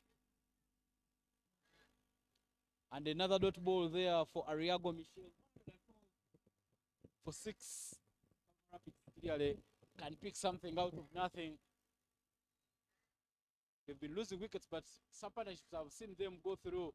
Hit with power down to the mid-wicket area for just a single. That single will mark at the end to the penultimate. 1-1-3 for 6 is now the score for the Karuma Rapids. The constant Ayokonimungu was looking dangerous in the previous over. Will now face the last over.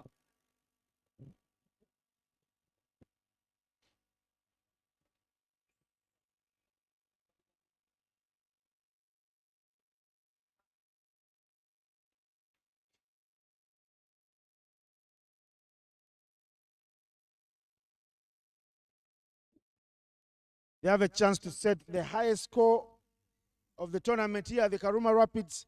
If Konsaweko can continue finding her range in the last over, 6 balls, and from the 6 balls, if they can get 14 runs. The countdown starts in earnest. Aren Mutoni to one of our mentors in the senior women's team setup, the Victoria Pearls. They were roommates in Thailand. They should have been sleeping in... The room was on level 10, not recalling the room number. 108. Something like that. Aaron Motoni. Ivan Saja. A lot of motivation there from Konsaweko will now bowl to her. Ivan Sajabi here showing off that he had some, that he earned some mileage the back end of the year. Konsaweko there for you, all on show. Edge, top edge. It goes flying behind the keeper. For 4. Target becomes simpler. 10 runs from 5 balls will give them the high score of the tournament. The high score thus far is 126. It was in the morning game. The Jagari Rafters caught that. And they defended like their lives depended on it.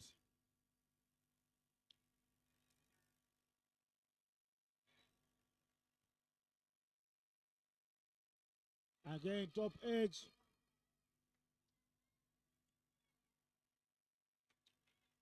Good fielding in the deep there. Will be 1 run to the total. Konsaweko has gone in there and she has played a little beautiful cameo. Look at her score, 17 from 12.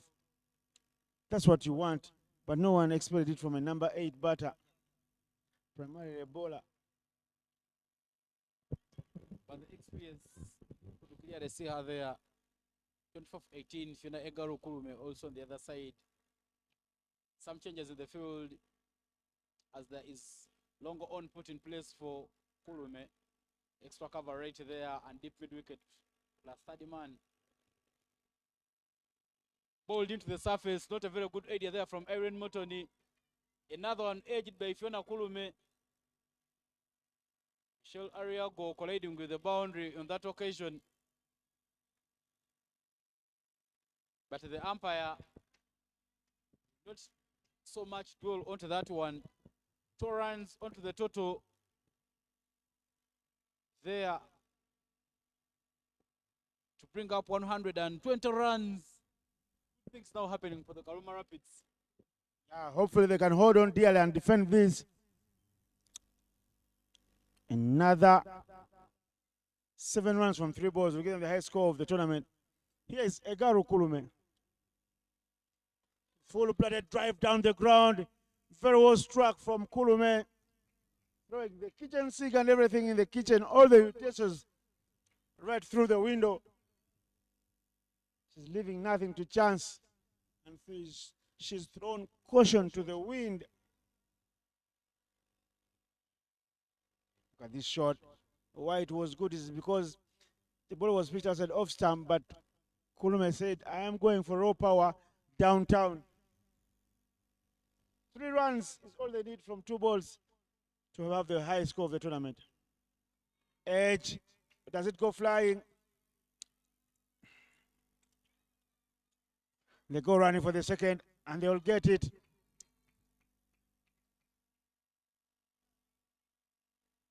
$126 now. That is the highest score, joint high score of the tournament. The Rapids are onto something beautiful here. If they get 1 more run, the last ball, that will be the highest score of the 2026 edition of the Waterfalls Women's Elite League. What's happening here? The female umpire, Sharon Afola, momentarily arranging the furniture. Of course, she's not standing alone in this game. She has Juma Kabula right on the other side. Fiona Egaroku may trace the final ball. 2 fielders sent down at long on and long off. And then the mid wicket is brought in the middle. Hitting the sweeper. Karuma will be happy. They've done just fine there. Ivan Kakande's Karuma Rapids ending on 127 for 6, the highest score of the tournament. They got 14 runs from the last over. Beautiful stuff. Ivan Sajabi will be giving you the match summary for now as we come to the end of the first innings, and how the Rapids go to 127, and also how the bowling did fare for the Kayakers. The Itanda Kayakers won the toss and opted to bowl first, but you would somehow feel that they have licked many. That is the batting card there for the Karuma Rapids. Esther Ilok opened the batting alongside Josephine Ichumar. A bit of a change because we have already seen Esther not opening with Ichumar, but Esther posted 26 of 31. Britam Samali came in with a solid knock of 30 of 30, keeping that stroke rate at 100. For Fiona Egarukulume, it was 33 of 22 unbeaten. And a late show from Kosi Aweko, 17 runs, 2 partnerships, one, the 3rd wicket partnership of 51 runs between Esther Ilok and Britam Samali. Fiona and the Consul also had a stand of 36. But that is the match summary for you. No extras given away by Karuma Rapids. All the runs come off the blades. Kulume Fiona 33 of 22. Top scoring in this game. We will take a break. And when we return, the Itanda Kayakers will need 128 runs from as many as 120 balls for victory.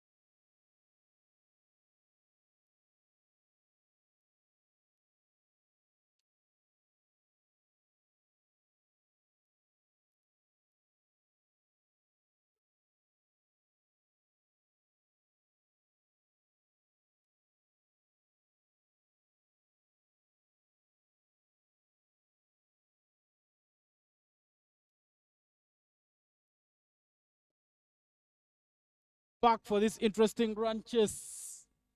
120 runs for victory.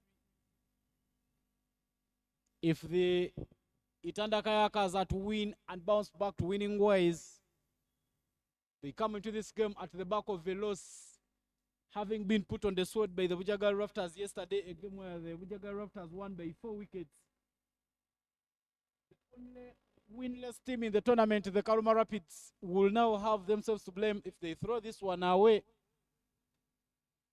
Their batting has come to the party and they've posted the tournament highest score, 127. Janet Mbabazi and Jimia Mohamed Abdallah are the opening batters for the Itanda Kayakers.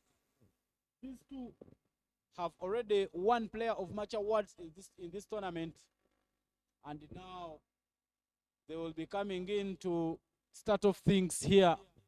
The two umpires, Juma Gabula and Sharon Afaula, are already in the middle to see us go through this second innings. My name is Evan Cyprian Sajabi in the comms. Innocent Ndaula Muganda will be joining me shortly. But for now, it's Patricia Malemikia who has the ball from the shell end to start off things. Patricia Malemikia will be bowling to Janet Mbabazi.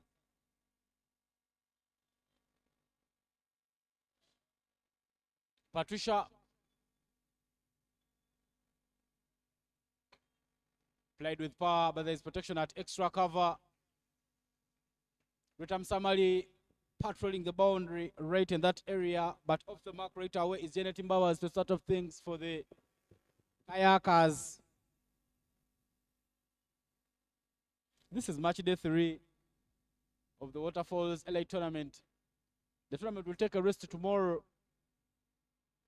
And after tomorrow, the Bujaga Raptors will have a double-header day. The 31st. Action comes to close on the 1st. One drifting away from Jimia Mohammed.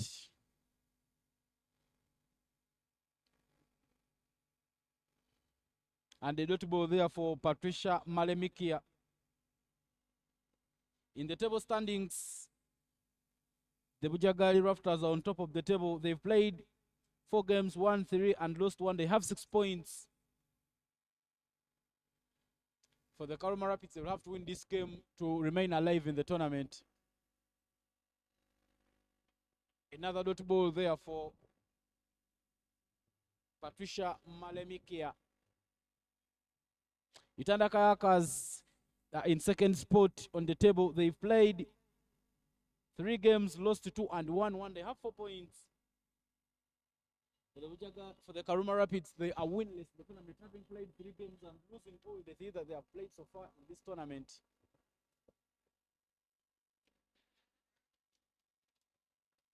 Gets one drifting away from the batter. Mark at the 3rd dot ball in the over.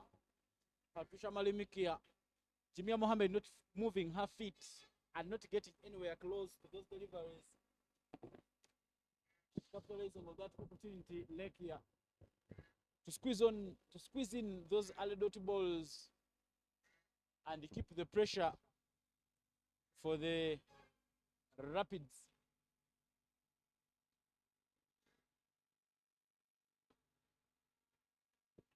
Another dot. Good work by Malemikia.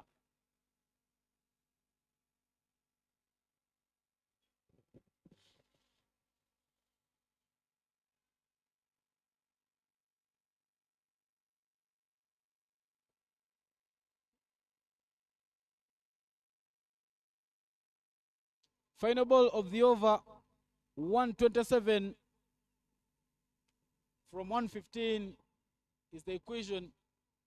She goes to cut, but doesn't make contact.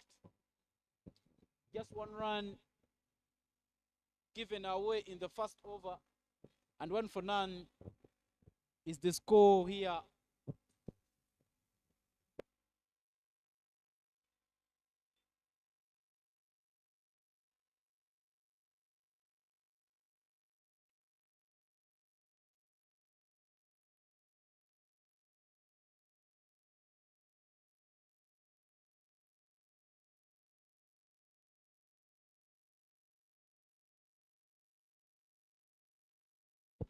Fiona Kulume Egaru will bowl the second over from the Ginger Road end.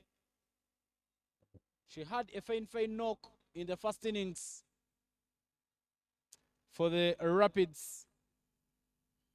She made sure that they keep alive all through the game, remaining unbeaten with 33 runs of just 22 balls at a strike rate of 150. And now she'll have to use the ball to make sure that she keeps doing the good work. She is already a player of match contender, Fiona Kulume. A fine spell from her would see the Rapids pick up first victory in the tournament.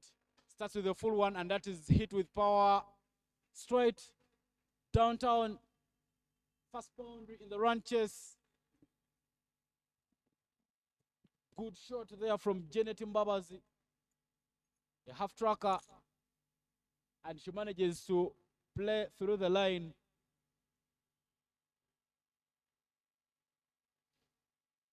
Look at that one there, pumped. Very, very nice looking shot there from Janet Mbabazi.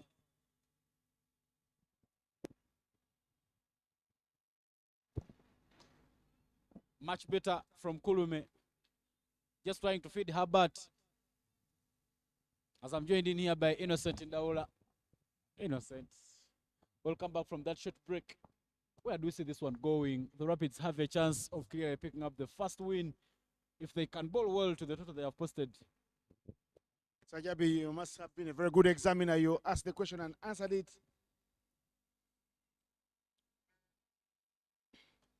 Onto the legs. Those will be back-to-back boundaries. Kulme will know if you stray into the legs of the skipper. Kayakers, she will punish you. She's here putting on a masterclass of clean hitting in the power play. 2 boundaries now for Janet Mbabazi. Look at the second boundary again. Onto the legs, straying down the line. That will not hurt anybody. She picks it off her legs and creams it all the way to the tennis club. The first over went for just 1 run, but Fiona Kulume has failed to compliment Patricia Malemikia. 8 runs in the over. She looks to be leaking many up front. She could somehow organize her lanes. Maybe she will give the Rapids a chance of defending this total. There's more batting on the lineup. Namiro Mary, a clean strike of the ball next to Immaculate, will later on come in. Nandela Immaculate, also right there. Michelle Ariago. You need to make sure that you bowl well, mostly in this power play area.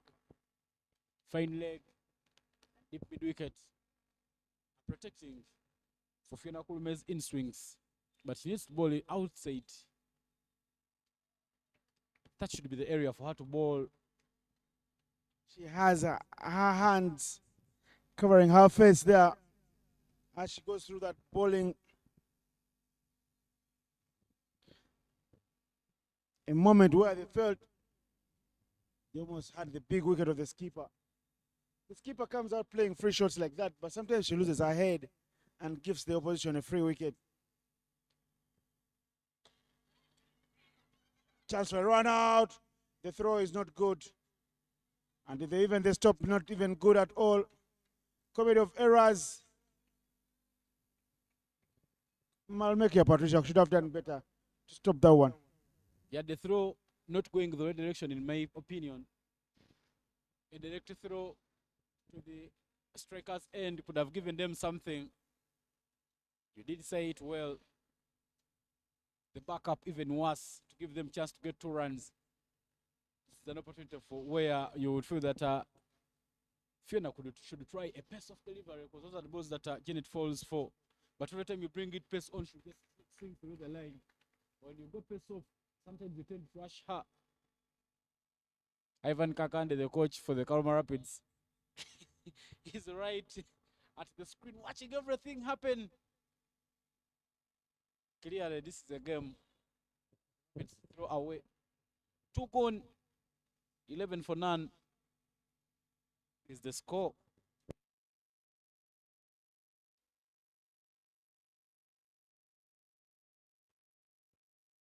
Changing the batting lineup there for the Kayakers.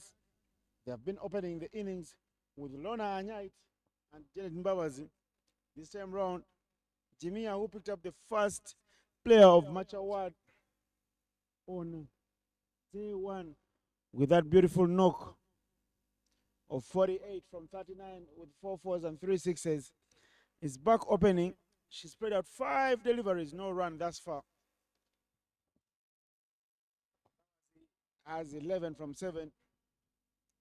They change the bowling immediately. They want to slow down things for Jimia because Jimia is also a pace-on player. The protection is in mid-wicket where the skipper is.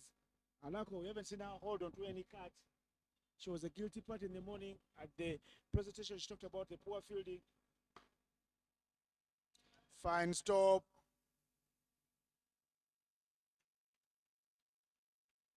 She also mentioned there's some things at the toe saying we will be better. Our bowlers mustn't bowl so many short balls to the opposition. That's the only way we can win. So they got runs today, and now they must defend this. Because if they chase down the biggest score of the tournament, it means you've done very poorly.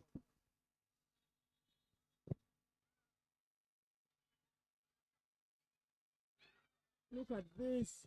Comment of errors. Hold on to the ball, Consulate Aweko. Why are you throwing the ball? The skipper's already run off. I tell you clearly, the fielding for the Karuma Rapids doesn't give permission to give them chance of defending the highest total in the tournament. They've been guilty already in the 3 overs. Many chances given and many chances not taken. Better lines again there from Konsaweko. Big moment. Look at the coach of the Rapids right behind the side screen. He's continuing to talk. He doesn't want the losses. There have been many. Short ball, catch it. Oh no. That was a chance again. Malmekia guilty now twice of a misfield and now of this catch.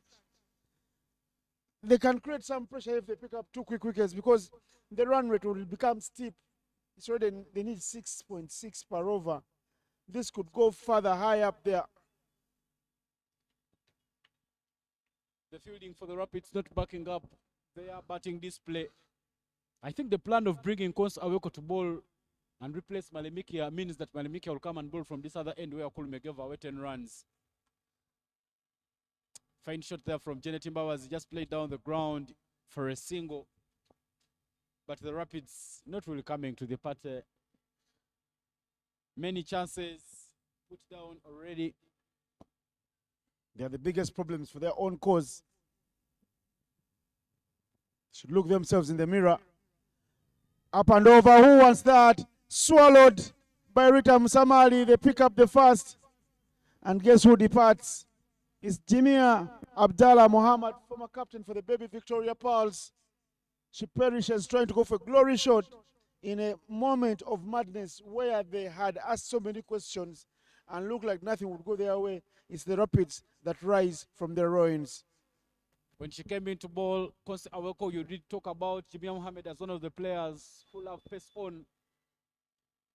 Introducing a spinner meant that anytime she could fall, Ritam Samaru doesn't put down many, completes that catch. She took a catch in the morning game, and now she's taken another one. Jimia Mohammed Abdallah, the inconsistency continues. She had a fine knock in the opening game, but in the receding games, she has not been coming to the party. The coach will call her captain to the sideline to make sure that they have a chat, because clearly 127 is a total that you could back the Rapids to defend. And Kakanda is not one coach who loves to lose many.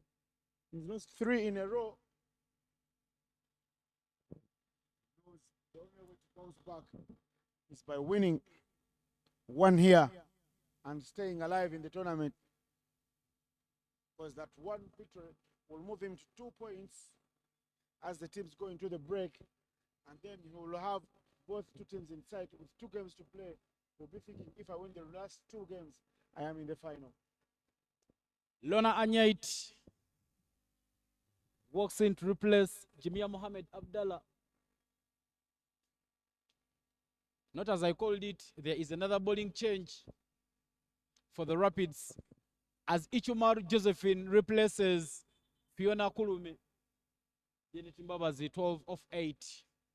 Deep mid wicket, long on right at the boundaries.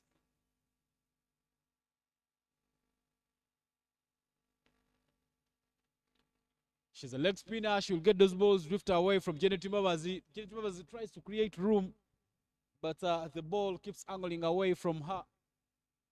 Dot ball for Ichumar to start off things. That is hit with power to the deep mid wicket.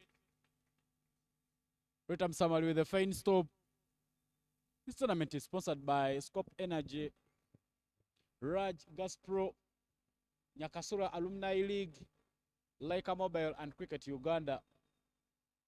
It's the Waterfalls Laika Women Institute tournament here at Lugogo Cricket Oval. After a one-day break on 2nd February, the men will be in action starting from 3rd, where they will also be having teams named with the same franchise names in this tournament: Karuma Rapids, Bujagali Rafters, and Itanda Kayakers.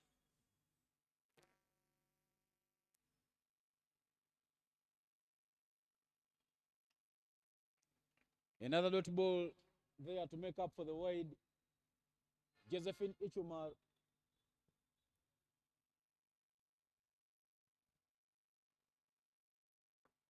Deft touch there by Ilona Anyeit. Hesitation, run out chance on the bowler's end.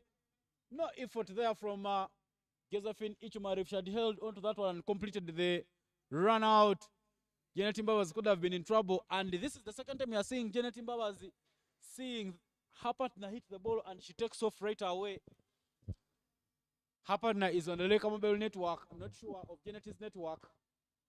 That is a fine shot and a fine stop from Praskovia Alako, giving the real power and dive deserved there. Dot ball for Josephine. Flighted.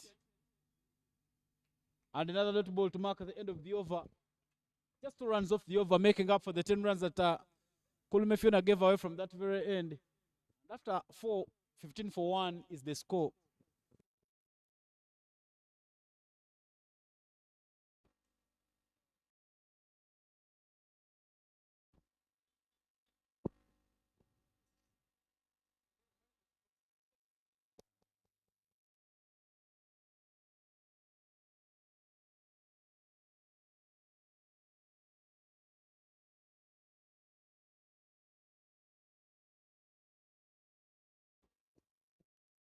$15 for 1 after 4. The Karuma Rapids are strangling and stifling.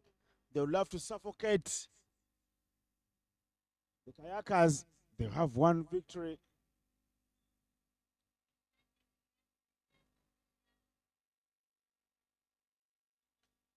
Tino Sara starts with a dot ball.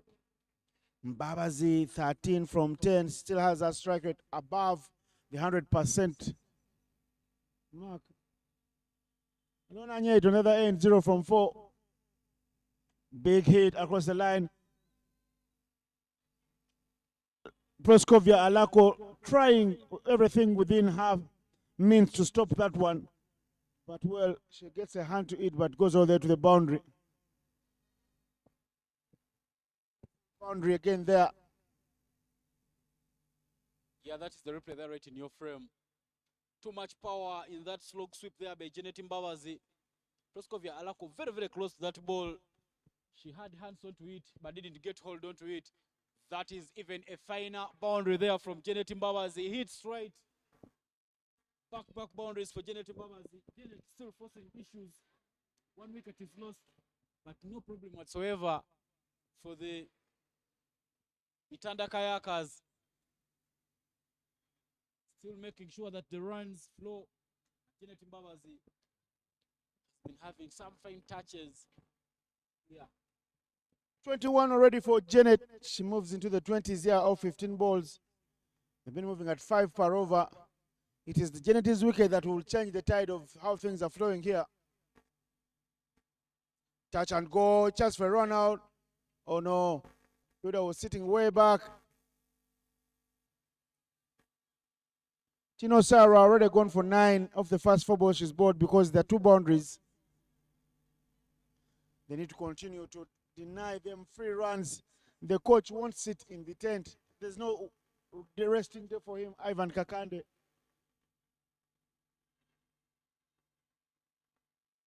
Whites, it will be Tino Sarah's problems continuing here.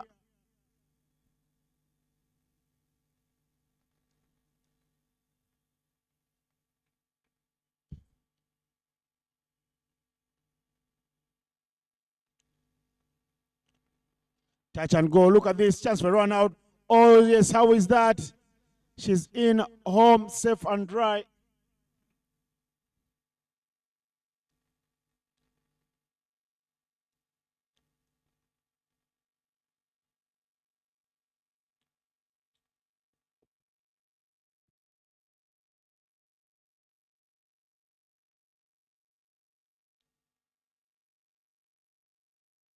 All is good.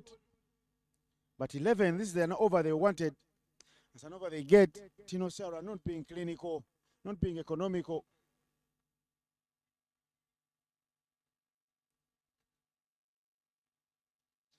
Dot ball to end it all. Been a very fruitful over for the Itanda Kayakers, milking 11 runs from it. 26 now for 1 after 5 overs. Janet Mbabazi still out there in the middle with 22-15 and Lona Nyait 1 from 5.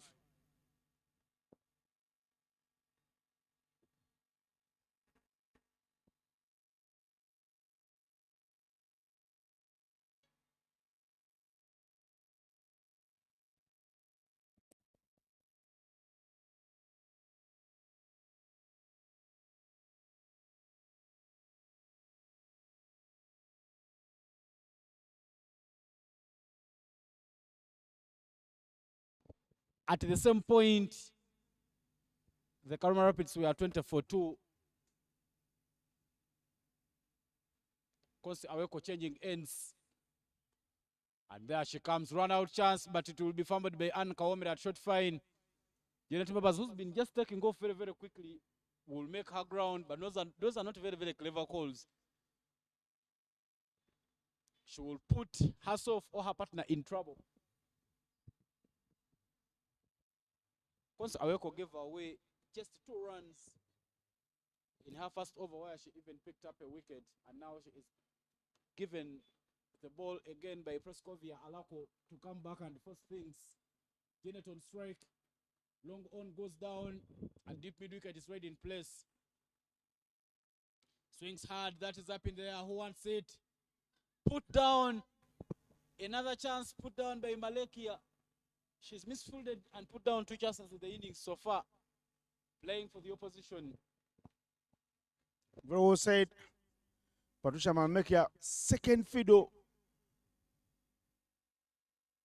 She's leaving her team in a very difficult position there because that's the big wicket to pick of Jane Babas, because Jane Babas will not stop swinging. She'll be swinging for heavens and thinking that luck will go her way. Jane Babas must help. I beg your pardon. Patricia Malmekia must help the coach. She's a senior player. She must hold on. I could see the disgust on the face of the bowler, Konsi, as well as the disgust on the face of Alako, the skipper, as Jane Babas considered. Yes. I like them to increase the volume like that. Their coach has been demanding them of that intensity, the tempo with which they're playing the game. If you abuse mother cricket, she will punish you. You have to continue working hard every delivery and win every phase of the game if to be victorious. Very fine stop from the Anna Kawomera. Kakande was livid there. I thought that one had ricocheted off her legs and was going to roll to the boundary. Because Konzi now comes up with better bowling fingers. She's been going for 10 previously in the tournament. Now she must smell the coffee and realize we are talented enough to bail better. Shimmy down the wicket. Yes, that's a run on merit from Babazi. Let her get her runs like that by thinking hard but not by just swinging at everything and getting lucky. Yes, because she won't change. She will think fortune will favor her because she's playing with a lot of braveness. Teams have been improving in terms of the quality of cricket in this tournament. They've been growing in the tournament and even playing much better. That single there will mark the end to the over, bringing up 31 for 1 at the end of the power play.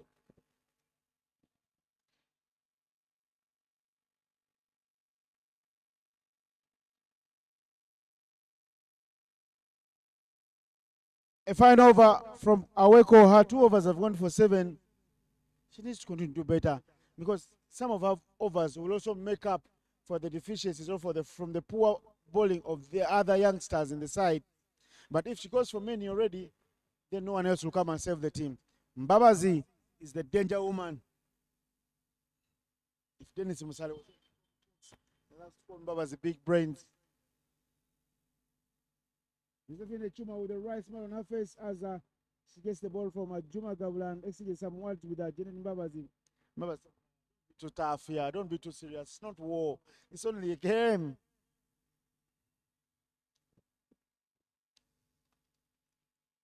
At that point, the Karuma Rapids were 27 for 1. Sorry, 27 for 2. Now the Kayakers 41 for 1. Janet was still pressing things and making sure that her team gets a very good start. Played right to the hands of Anna Kawomera, who puts another chance down. If the Karuma Rapids don't go on to win this game, they'll have themselves to blame. 4 catches already down with misfield. A missed chance. They will be ruining all these missed chances. Esther Ilogu, youngster, what's happening? Why can't you catch the ball? Are there holes in between your palms? Because cricket, you can only field 11 people on the whole park, so no one else is going to take up your place on the field. You've got to pump up yourself. That was there for the taking. Ilona it should be now. I tried back to the dugout, but she's still out there in the middle of batting because the fielding.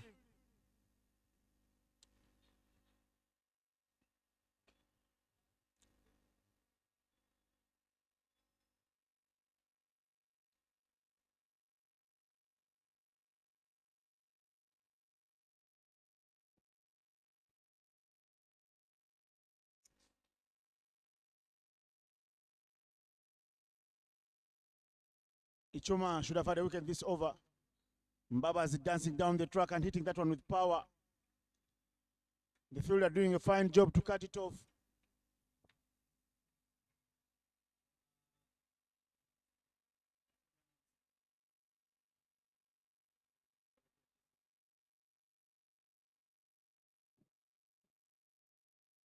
Joan Ilora with the sweeping duties there. As Ichuma works to keep the over very respectful. 4 runs from it. Back to the bowler. Ichuma does well to stop it off her own bowling. Ronanyait must work to get a total going on here. You don't want to come back into the setup and you are a bit part bowler and a bit part batter. Chance for 2. Yes, there will be 2 because the throw is not electric enough from the boundary. The fine work being done by Janet Mbabazi and Lona Anyet in terms of running between the wickets to make sure that they keep the scoreboard ticking. 128 is not an easy target. That's why they know that they will have to bat well and push so hard between the wickets. Plied straight long on. This time round, she will give them just 1. Ilora Joan. That single will mark at the end of the over. 37 for 1 after 7 is the score.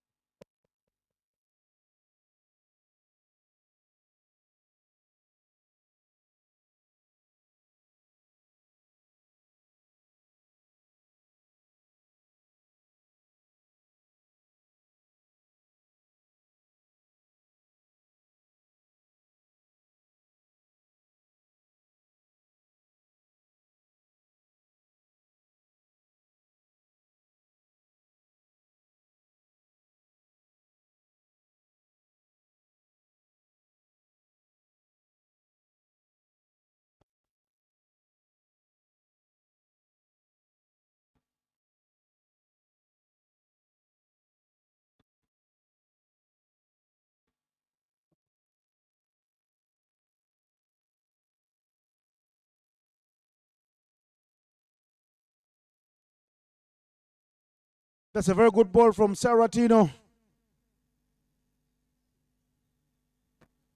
to start things up.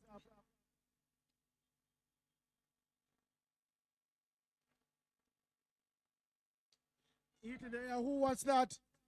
Very well taken there by Egaru Kulume Fiona. Finally, they hold on to one. The Rapids been dropping many. 4 chances put down. A missed run out from Malmekia. But this time round, Egaru Kulume says, I'm not part of you guys. I am a different breed, and I'll hold on dearly. Not the wicket that they might have wanted, because they are now in quest for the wicket of Janet Mbabazi, but Fiona Kulume Egaru gets hold on to that chance and sees off Lona Anyait. 10-15 for Lona Anyait as she departs. The issue for Kulume was that she started moving in before she had seen the ball, nearly missed that one, but the seniority in her helped her to get hold onto the chance. 38 for 2, some bit of pressure being exerted on the batting lineup for the Itanda Kayakers, but the danger boss lady will now make her way to the crease.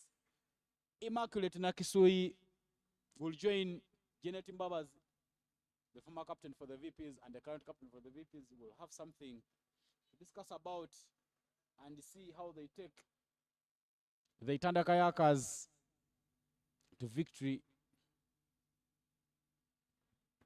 2 very good batters, 2 leaders in the setup of the Victoria Pearls. Got a task to do.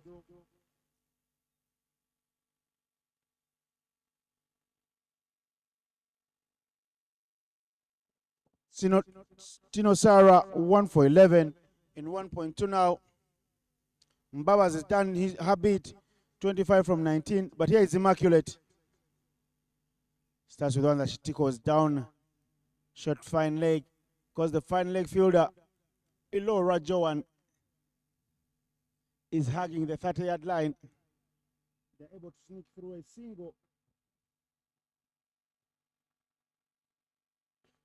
There is the chance. Finally, yes, finally, Tino Sara says, I have the 2 biggest wickets in the match thus far. Skipper, please take a walk. And the whole of the Karuma Rapid squad will be happy to see the back of Janet Mbabazi, because she was taking them on. But right now, she will fall. And this is how she falls over. Right in the zone, in the slot, in high hitting arc. But top edges it. And Joan Ilora gets it with the tip of her fingers.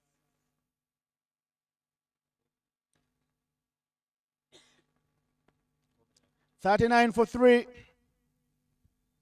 was Anna Kawomera with the dismissal. Mbaba is not happy with that effort. She felt like she's washed all her clean linen and hanged it out in the dirt to dry. There's a job still to be done. They need 7 runs every over, and it will get interesting going on from here, because Mary Namiro, who walks in now, must do a lot of heavy lifting with Immaculate Nakisui. But the 2 batters both still early in their innings. I like the celebration from Alako and the bear hugs. The partnership between Lona Anyait and Janet Mbabazi was worth 25 runs before the departure of Lona Anyait. Tino Sara coming into the attack, getting rid of Lona Anyait and dismissing Janet Mbabazi. This means that 2 new batters will be at the crease for the Itanda Kayakers. 2 OGs of junior secondary school in Immaculate Nakisui and Namiro Mary right at the crease. Namiro Mary kind of the Ginger SS Cricket Club, whereas for Immaculate Nakisui, she decided to go back to her original club, the Ginger Association of Cricket Clubs, where she's doing most of her business now. 89 runs from 74 balls. You can say that it is 7.22 every over. Looks like it's becoming a tall order for the Itanda Kayakers to pick up victory here at Lugogo Cricket Oval. Namiro Mary, the new batter, she was in full flow of runs yesterday, where she scored 45 of 40. And there she comes. Starts with a lot of power. Butterfingers there. 2 fielders misfielding that one. It could have been a good stop by Tino Sara off her own bowling. But nonetheless, Namiro Mary is off the mark. Clean hit of the ball, Namiro Mary, you saw yesterday. Those 3 sixes were beauty to watch. She's got the power. She's got the long levers. Very well played there, turning it around the corner like the bus driver. The boss lady saying, Mbabas is gone, but I can take charge of this innings. Beautiful boundary.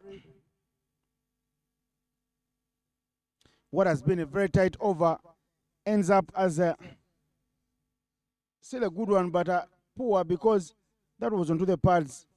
And once she went on one knee, the next connection was going to be but that was going to make it travel there to the boundary. End of the over, 44 for 3 after 8 overs. What an over there from Saratino.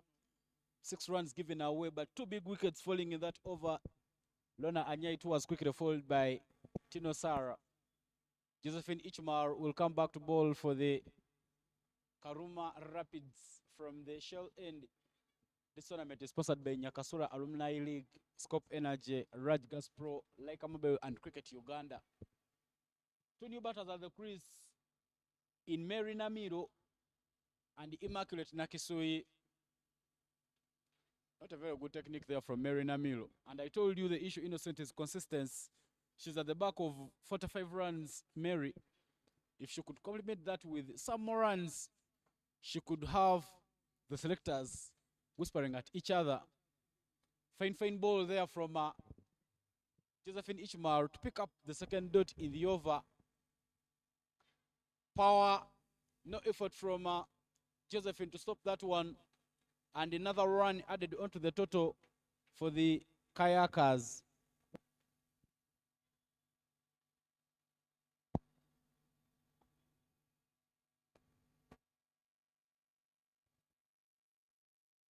We'll be thinking we are 1 wicket away from inching ever so close to victory if we can either pick the wicket of Immaculate or Mary.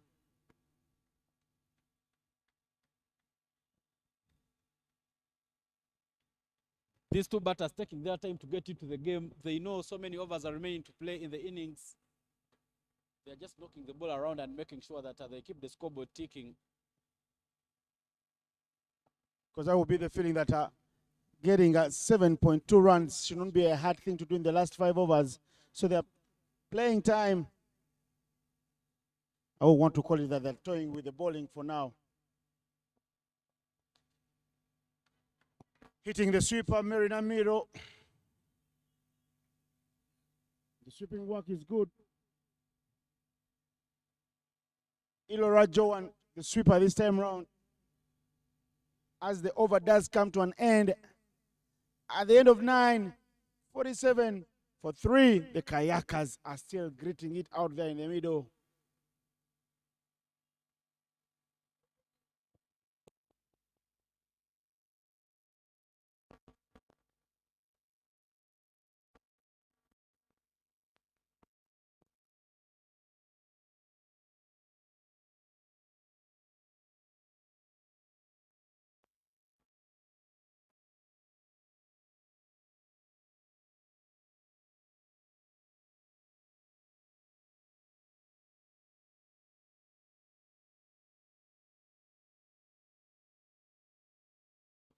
The fine Tino Sara, who so far bowled 2 overs and picked up 2 wickets, will now come back to bowl for the Rapids.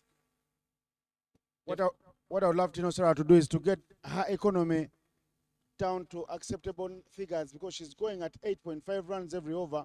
Yes, she's picking up the wickets, but she's flying. If she can get her economy to 7, that would be better. Namiro trying to size that one. Get a hold of it. Egaru Kulmi is the protection right there.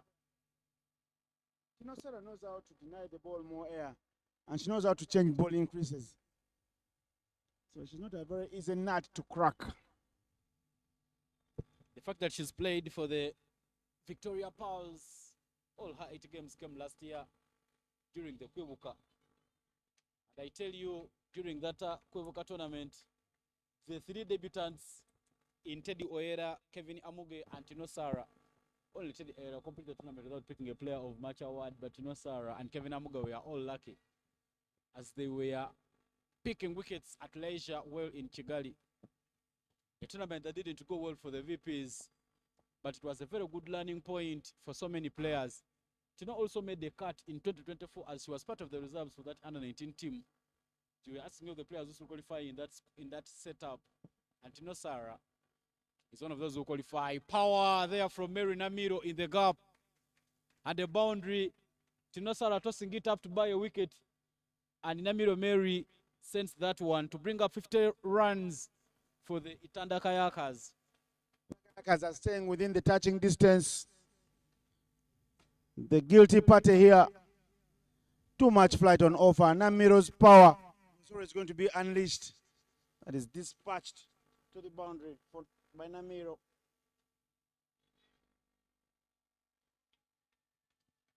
And the cut is taken in the deep. After getting a boundary, it is Musamali celebrating. Look at the raw celebrations.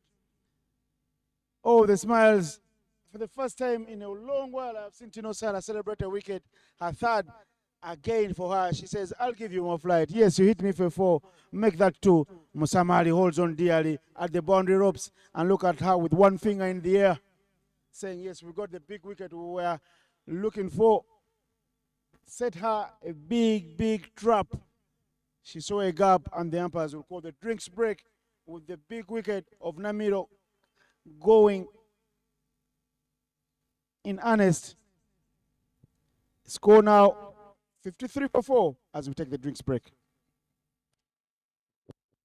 Tino Sarah has been the player who has really understood the assignment of picking up big wickets. First was Lona Anyait, second was Janet Mbabazi, and the third has been Mary Namiro. Mary Namiro pumped 1 for 4. She fell into the trap. Looking at the match summary so far in the game, Karuma Fiona led the runs scoring in the first innings, scoring 33 of 32. Musamari Rita complimenting her with the 30 of 30. Esther Ilok had earlier on posted a 26 of 31. Lona Anyait with figures that you can't buy anywhere. Very, very economical. She bowled 4 overs, conceding just 18 and picking up 2 scalps. Those are some of the bars there. The most expensive over was the 20th, which went for 14 runs, as the Karuma Rapids were forcing things and making sure that they get themselves a total that they can come out and defend. The 14th and the 8th all stand out for the Rapids.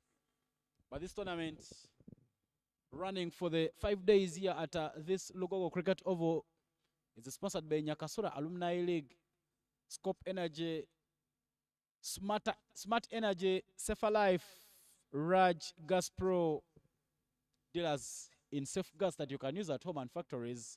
So you reach out to them at www.rajgaspro.com and support them, keep them in business. We are also in business.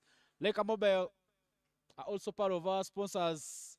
They offer some of the cheap data bundles plus subscribe calls. So when you're supporting Leica Mobile, you're supporting cricket in Uganda because they are the main sponsors of Cricket Uganda. The tournament will take a break tomorrow, and the Itanda Kayakers are still looking for runs to bounce back to winning ways. But after tomorrow's break, the action resumes on 31st January, where the Rafters will have a double header. Coast Aweko comes ball the 11th from the Shell End. She's so far bowled 2 overs, conceding 7 runs and picking up a single wicket. But her experience will make sure that she keeps things silent a bit. Nandera Immaculate is the new batter in, replacing Mary Namiro for the Itanda Kayakers.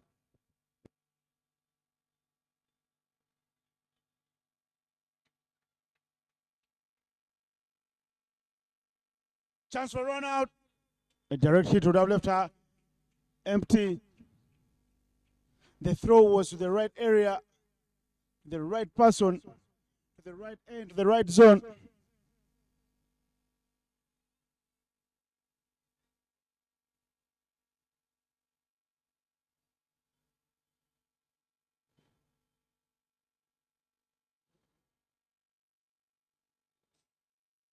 Like you see, he survives.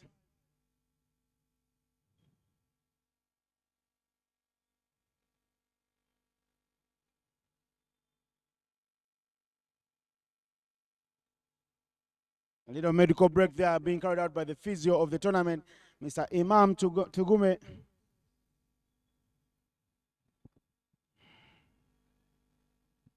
Looks like there's a little problem with the keeper batter, Esther Iloko, but she's sharing smiles and looks like everything is okay. So business will resume in earnest.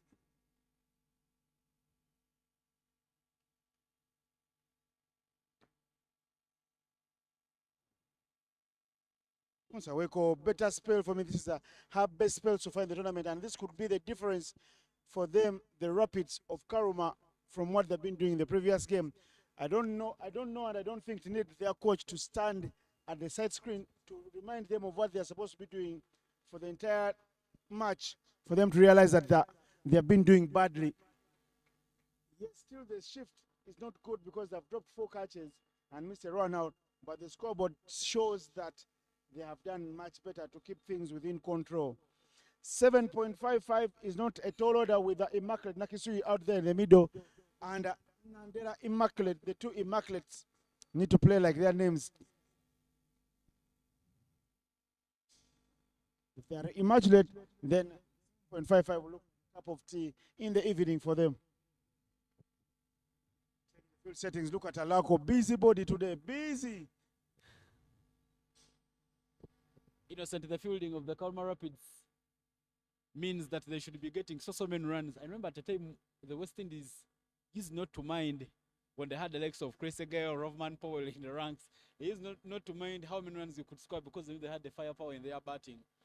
So for the Rapids, they should be scoring maybe 140 because their fielding doesn't always come to the party. That was the time of people like Chris Gale, Evan Lewis, Johnson Charles at their peak, Jason Holder, Darren Sammy, Kieron Pollard, Craig Brathwaite, Carlos Brathwaite. All these guys, long handles and looking to get big and bigger scores.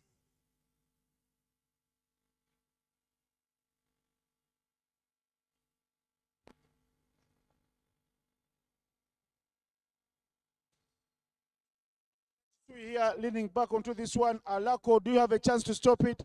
No ways. 4 runs to the total of 4.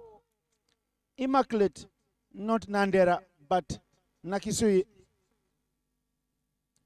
Tell you what, commentator in another world would get confused with these names because they're both Immaculate and Yeah, somehow a boundary every over means that the Kayakers are a bit close. Stay in the picture. They stay alive, the Kayakers.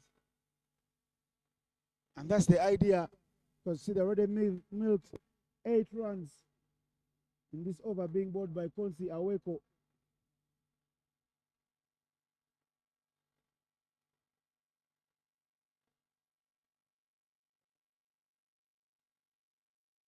$61 for 4 after 11 overs.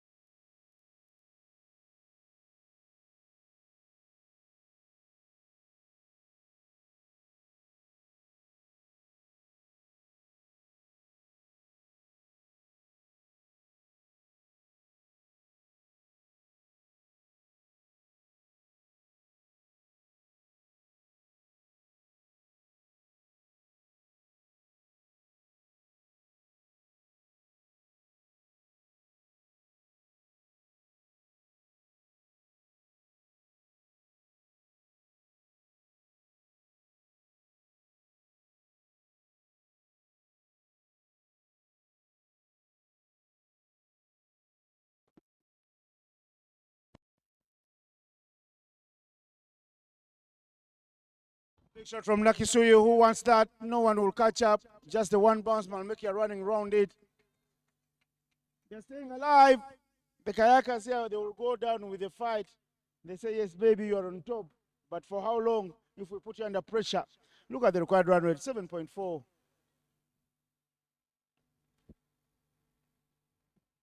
And if you start the over, the beautiful boundary like this, Nakisuyu giving it the full face.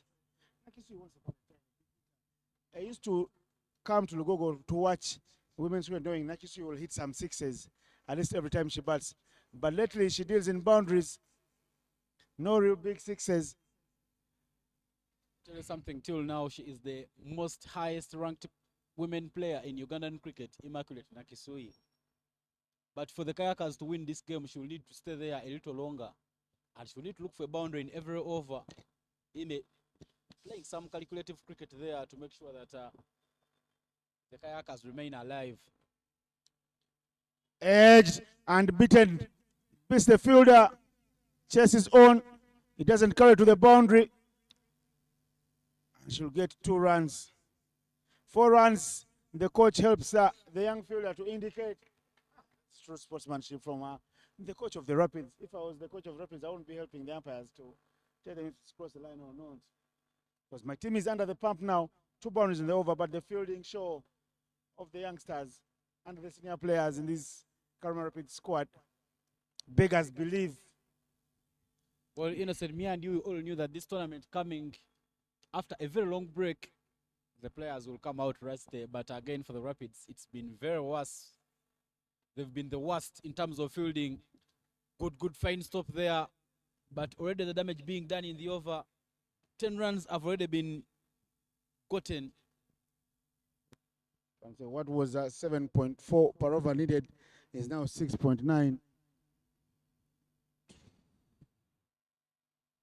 They need to find a tight fielder. All what they need to do, because they're not feeling very well, pick up wickets. The wickets must be picked up very quickly. Karuma is standing in the arc for the left-hander. I beg your pardon, it's Alako standing here in the arc of the left-hander, right under one nose here in the combs area. Nandera going.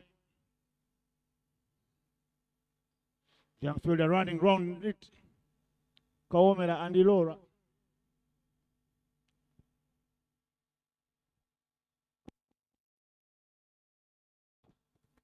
$72 now for 4. After 12, this game looks like we'll go down the wire. Very good over for the Kayakers. Comes and 11 runs from that over. Innocent puts them in a very good position. 56 runs to get from 48 balls is now the equation. That gap between the number of runs required and the balls is still close. And when you look at the batting lineup for the Itanda Kayakers, Navalimesha Diagilingish has opened the batting for the baby Victoria Pearls. She plays for Wanderers Cricket Club, so when she comes on, when her time comes, she has that ability to play. But for now, it will be Immaculate and Inandela to reduce the deficit.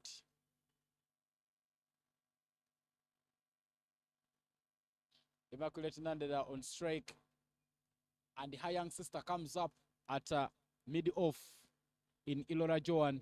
Retam Samani being given an opportunity to bowl this match.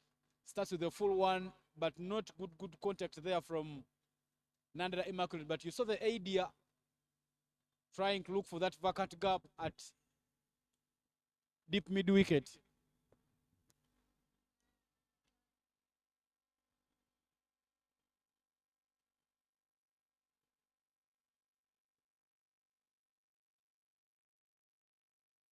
Nakisuyu now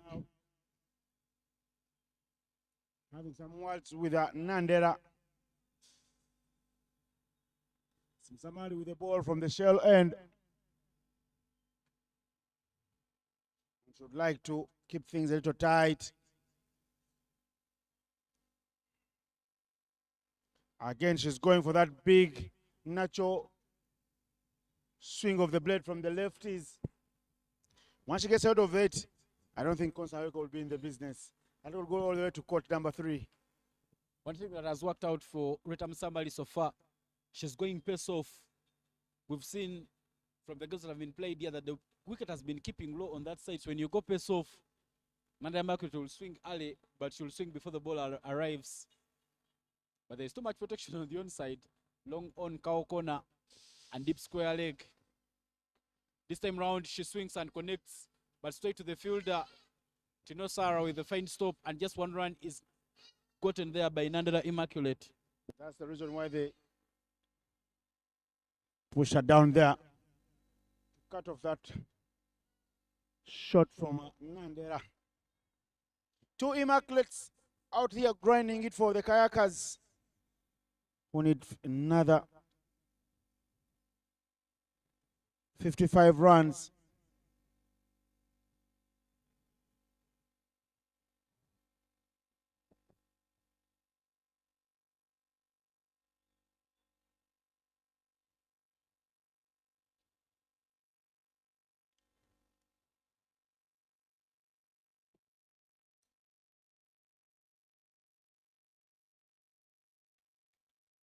Another touch and go there from Ritam Samali, still milking, I beg your pardon, from Immaculate Naksui, off Ritam Samali's bowling, still making sure that they milk those gaps. Even though the boundaries are not coming their way, they have made sure that they get the singles to keep themselves alive in this game. No extra cover, because clearly the attempt of shots from Nandera Immaculate has been trying to access the onside. So most of her protection is on the onside. This time round, she swings and connects, but no power in that shot. Coslet Oyokonomungu, a deep mid wicket, will cut off that to just 1.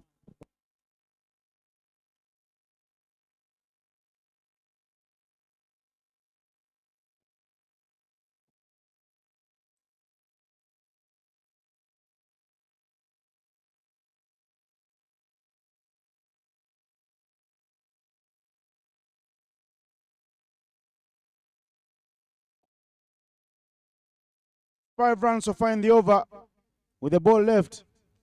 Big shot from Nakisui, who's catch anyways. The youngster, whatever she's doing at the boundary ropes, I don't know. Butterfingers, and they say dropped catches will always cost you matches. Ilora Joan puts down another. I tell you what, this is a day made in hell for the fielding outfit for the Karuma Rapids. Still boundaries in every over. That's the dangerous Immaculate Nakisui. She knows they need a boundary every over to keep close. She goes with power. Ilora Joan misjudging that one and quickly running off the boundary. A bit of tip of fingertips on it, but in the end it will go to the boundary. That boundary marks the end to the 13th over, and the score stands at 81 for 4. The Takayakas in need of 47 runs from 35 balls.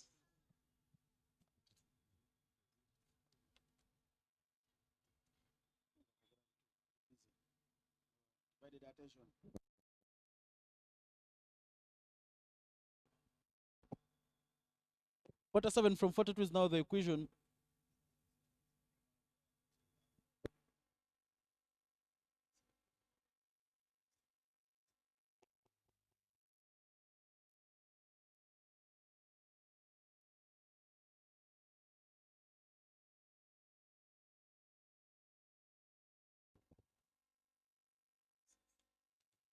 $81 for 4 now, 47 from 42, very much gettable. Saratino is here to bowl her last over, but Nandera is on strike. Nandera will take the single. Look at Tino just running around the ball.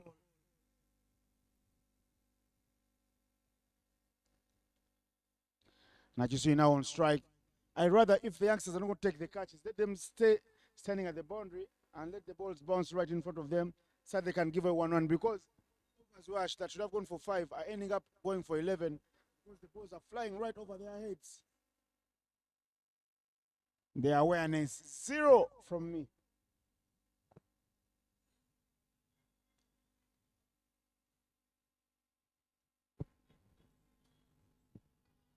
Changes for the right-handed Immaculate Nakisui.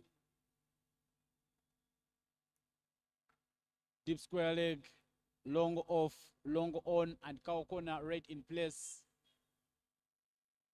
With Joan Ilora being moved from mid-wicket to short fine, half tracker. But that's a very good ball in women's cricket. When we were in Thailand, I saw the Thailand women team bowling many of those. They could just feed your bat. You miss the hit. They could not do a lot of things. Didn't have so many seamers. They had slow bowlers who could just bowl that area. You see, in ladies cricket, it's hard to score a boundary from that delivery. Work being done there by Tino Sarah. She's trying to make sure that she gets a good ending. Her spell, just a single given away so far, and 2 dot balls. If she can complete this over without conceding a boundary, she will have made up for the previous over. Why do I feel that you've jinxed her? Because the over is still early. 3 balls. Is there a chance for a catch? Or does that race down to the boundary? Commentator's cast from Ivan Sajabi. I warned him. Talking about a very good over with just 3 balls bowled. It doesn't happen like that, Ivan. I tell you, Innocent, Tinosara should feel undone by the fielders backward of the square. Clearly, a deft touch there from Immaculate Nakisui. That ball was so close, even that kept traveling away from Ilora Joan. If she had chipped in a dive, maybe.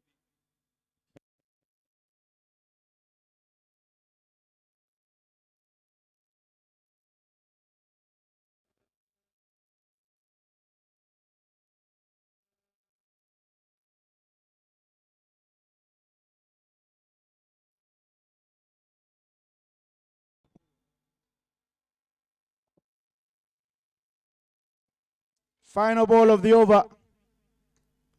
Hitting the gap. If you chase, you'll never catch up in Lugogo lately. The outfield has been playing through, so an over goes for 9 runs with the required rate just at 7. This is going one-way traffic for now. The Kayakers are drifting and gliding through the Itanda Falls, nice and easy, and asking Karuma, stay away and stay very far away from us for now. Stand and deliver Nakisui, and the knock from Nakisui is a business one. Look at her score now. She moves to 36 from 20 deliveries.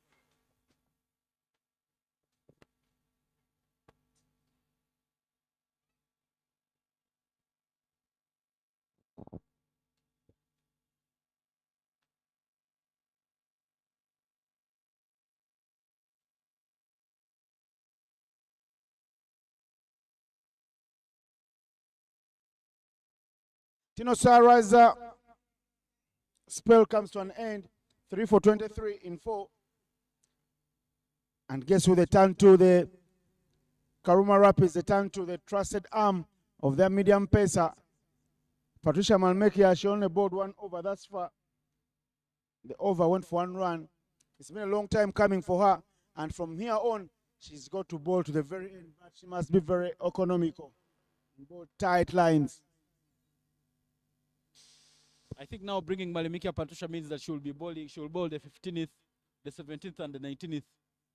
Changes might be on this other end, but she's really been the most economical. Her fielding not the best in the tournament, but her bowling areas have been so good. She bowled the first over, and she's given a chance to bowl the 15th. Play down the ground straight to the field. Chance for a run out.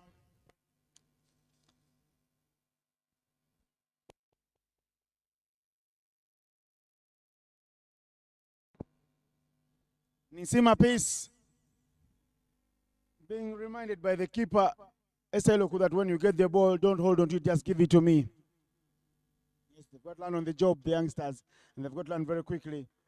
Hit straight to Musamari, chance for a run out. Bull's eye, yes, they pick a wicket against the run of play. That's an individual effort. Brilliance from Musamari, the vice captain of the Victoria Pals. Hits the bull's eye. She had a view of 1 stump, and exactly what she hit. Bye-bye, Nandera Immaculate. Not sure what the thinking was between Nandera Immaculate and Nakisui Immaculate. You cannot run when the ball is right under the nose of Retam Samali. Direct hit, And Nandela, who wanted to put Musamali on pressure, will have to depart. Another wicket coming out of some individual brilliance and effort from Ritam Samali. Nandela departs, leaving the score at 90 for a loss of 5. The Kayakers have now lost half of their batters.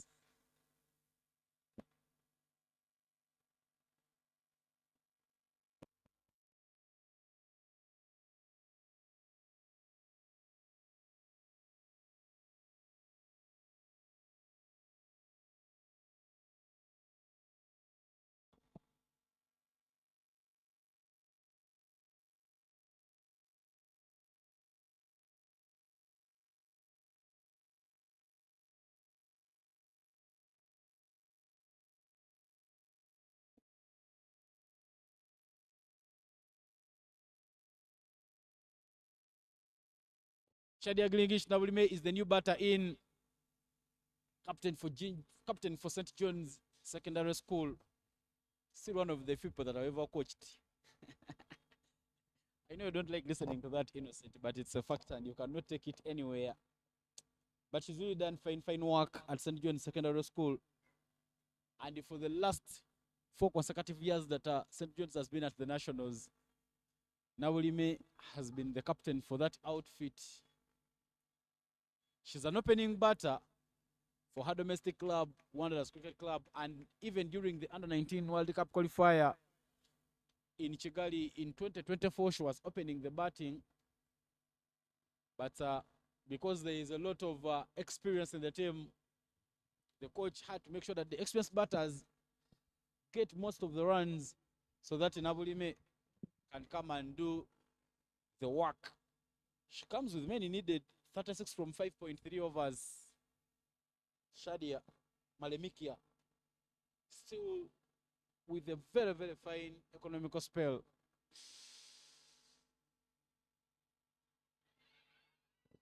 Two batters on different networks. Direct hit and bullseye. Tino Sarah taking all her time. Look at the stumps and aim. Back-to-back free wickets given away by the Itanda Kayakers.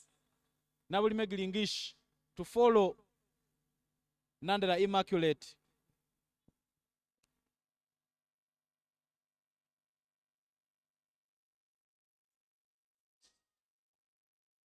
That was a beautiful sight. The Karuma Rapids hoping that it rattles the stumps, and the Kayakers praying that the other way. This is the smile that of Jennifer Ichuma, of Josephine Ichuma, that told the full story in its entirety as she hugged Tino Sarah. 2 wickets have fallen now due to individual brilliance, thanks to the runouts. Tells you the story of Karuma Rapids' fielding. A lot of fumbles, but the few moments of brilliance and the glimpses of brilliance have kept them alive in the game. 92 for 6 from 98 for 4. So you're going up and over. The boundary is milked out of nothing. Malmekia again ending the over with the boundary. And looks like there's still a delivery in the over. Yeah, 2 runs in the over, 2 run outs in the over, and no problem shot there from Immaculate next to release off the pressure. She'll have to bat through the game if the Kayakers pick up victory here. 96 for 6 is the score after 15 overs.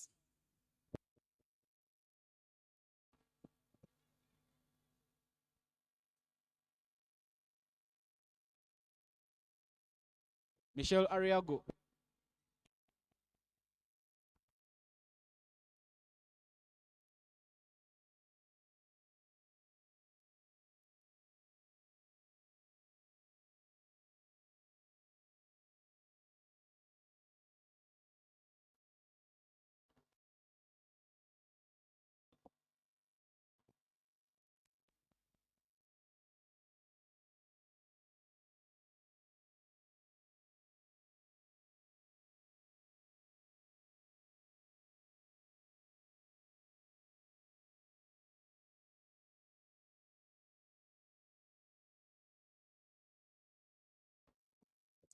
The experienced Konsi Aweko will now get the ball to ball for the Karuma Rapids. Just 6 needed every over. Look at this chance for a run out. If she had put it up the first time of asking, the youngsters will have everyone in that dugout of the Karuma Rapids scratching their heads and saying, where did you guys come from? What did you guys eat for lunch? Please never have it again, because you have played for the opposition today. A lot of fumbles in the field today. So many, so many. They always need many runs if they are going to keep fielding like this. When they go to 100, I thought they were enough, but by now would be 4 runs short of victory. They need to up their game. Because Aweko bowling half final. Plied there by Michelle Ariago. And just like that, a boundary coming out of nowhere. Beg your pardon, that is Immaculate Nakisui. With that boundary, just enjoying the bowling of Konsi Aweko, trying to turn it away from Ime Nakisui. But Immaculate Nakisui just connecting it right after the bounce. Look at that one there. She just gets it to the deep mid wicket to pick up another boundary and bring up 100 runs for the Kayakers. Down the ground again, but this time round, no run. Ime Nakisui has batted very responsibly, as now she is 5 runs short of getting a half century. She's batted knowing that the longer she stays, the more she will give her team a chance of picking up victory this afternoon here at Lugogo.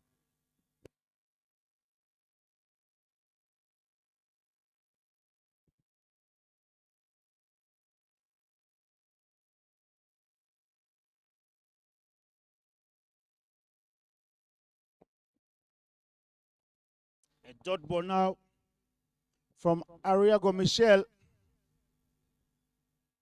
It's important for Aweko to close it out nicely. Flight on offer. She stretches already. She's caught on the front foot. Means she's already on the front foot. Anything pitched up, she won't be able to score a run. Good over from Konsi. Yes, he went for a boundary, but at least this is the first time in the innings in a long while that they have gone for less than 7 in the over. Hence, that's why the required run rate is just 6.5. 16 gone, 102 for 6 is now the score. 26 runs from 24 balls for the Itanda Kayakers to pick up victory. Still close.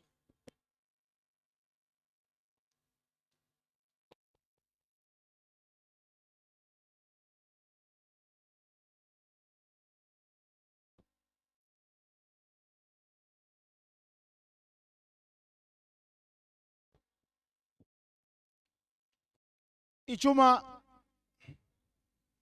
Josephine to bowl the final one from her quarter. The field settings is there's one mid wicket, one at long on. The skipper Alako. Tiko down. The chase is on from Malmekia. Will she catch up? Yes, she does. Malmekia does very well.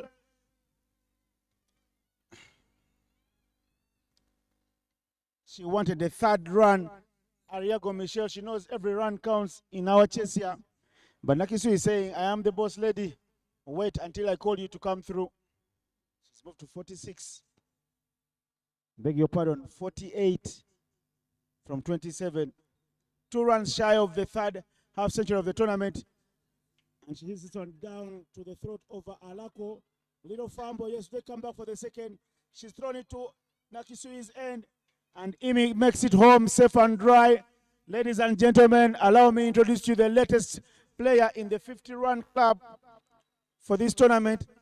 She refuses to celebrate because she knows the job is not yet done. But Nakisui is 50 up. Earlier in the morning, her best friend, Stefani Nampina, got 62.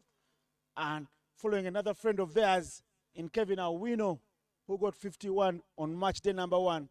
So it's a ginger affair in the 50s runs club for this tournament. After the 50, there's a dot ball. The Karuma Rapids dugout is very quiet, whereas the Itanda Kayakers dugout is clapping even for the dot balls.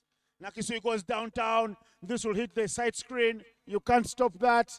The game is being robbed in daylight by the Itanda Kayakers. Daylight robbery. Nakisui not celebrating. Look at the shot again for you, Ivan. A bit tossed up there by Josephine Ichumar, and he played very, very straight there by Immaculate Nakisui to pick up another boundary. The boundary reduces deficit to just 15 runs. 15 runs from 21 balls. It will be now a game for the Itanda Kayakers to throw away. 10 runs already in this over. That's a difference. And for the first time in the match, the required run rate is just 4.2. Look at, they have 4 wickets in hand. The Rapids, no answers whatsoever. Very well stopped there from Musa Mali. Firing it back into the field of play.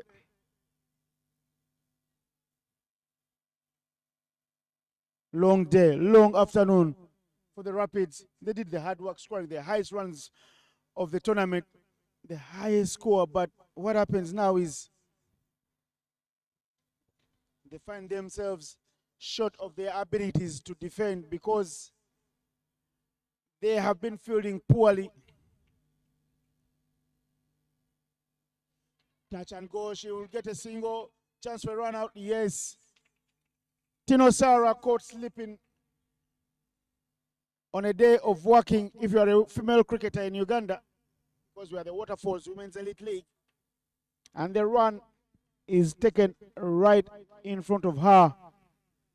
114 now. Make that 115 for 6 after 17.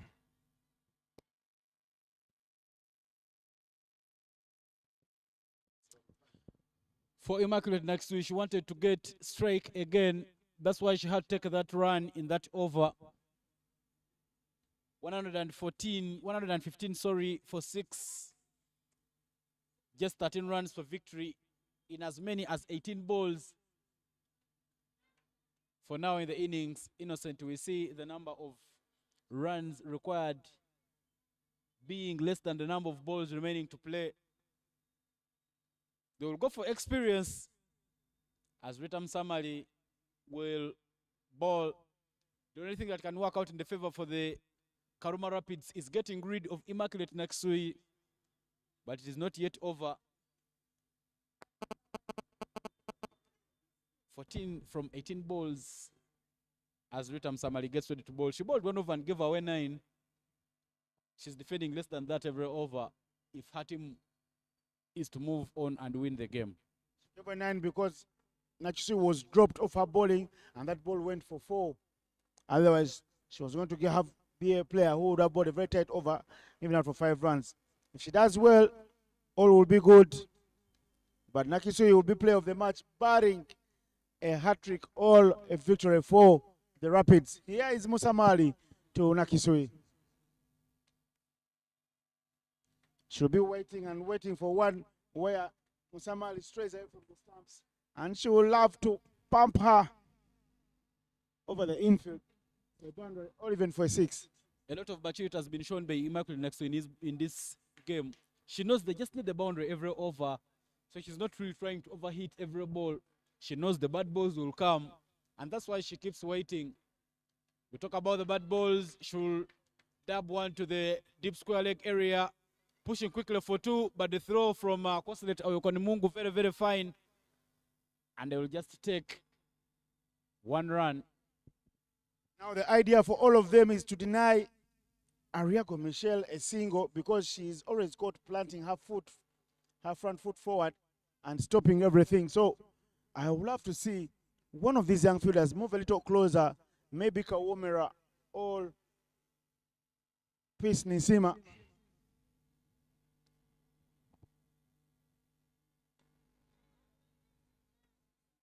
She keeps that one out.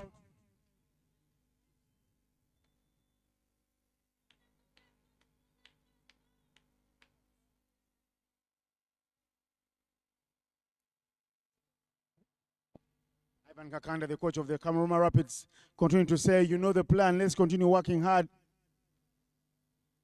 There you go again, no runs. Musamali doing a fine job now to make sure the game goes deep and late into the evening here. Man is worth for everyone who stand up for this match day number 3. Because if a team chases down the highest score of the tournament, then you've got to give them some flowers. Kayakers are on a mission. Trying to dab that one there to nowhere. That's a nothing short. You never get runs when you play like that, jumping around in the crease like a kitten.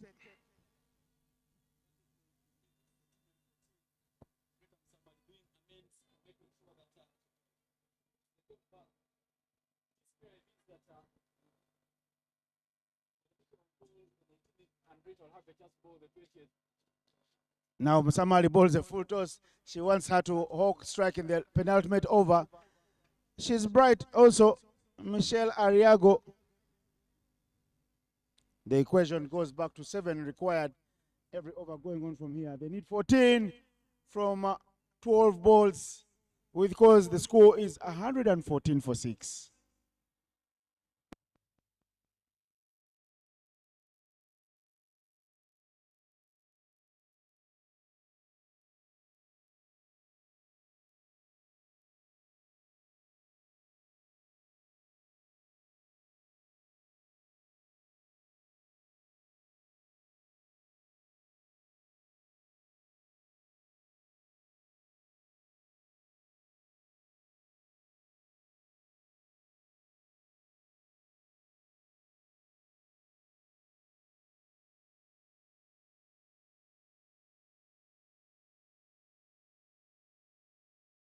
Malemikia Patricia to bowl the penultimate. She so far bowled 2 overs, giving her just 7 runs, wicketless, but the most economical so far.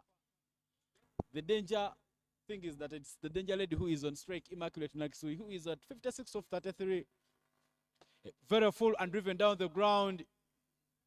Fumbled by Fiona Kulume, and that presses away. Cardinal Sin. The Rapids playing for the opposition. Senior players not coming to the party.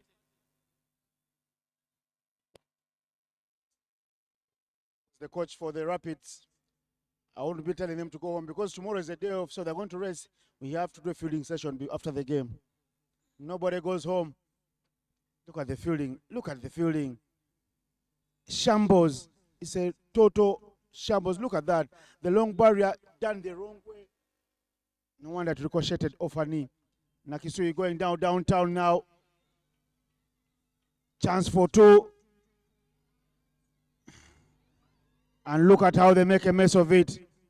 Where there was a chance for a run out, they get 2 runs. Nakisui putting Malmekia under pressure, playing those big flourishing drives down the ground. She's moved into the 60s now. 120 for 6.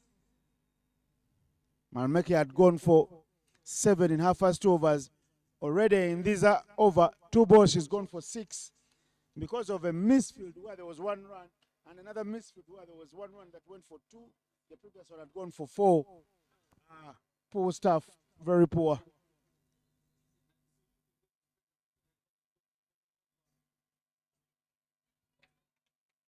This time round, she will be happy. She's done the job for the over.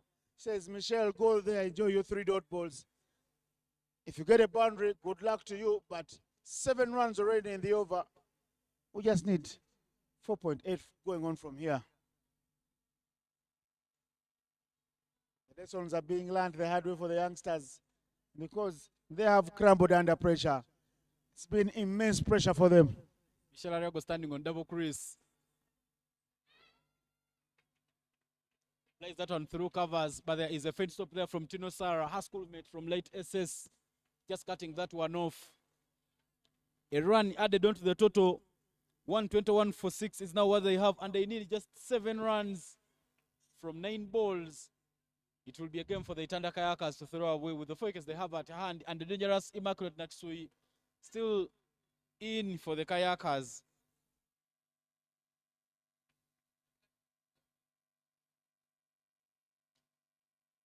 This one on the onside there.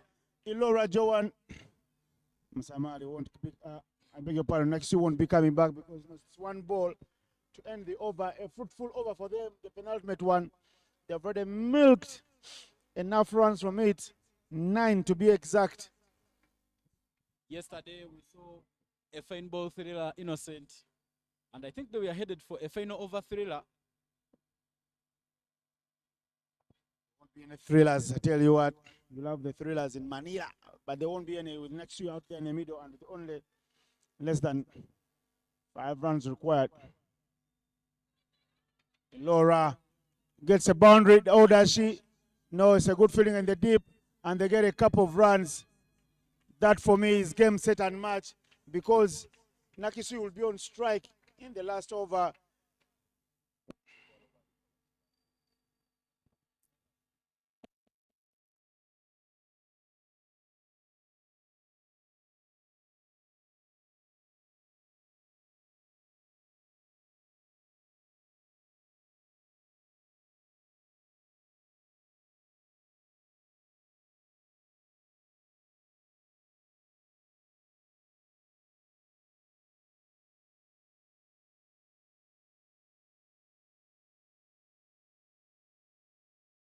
Six runs in the final 6 balls.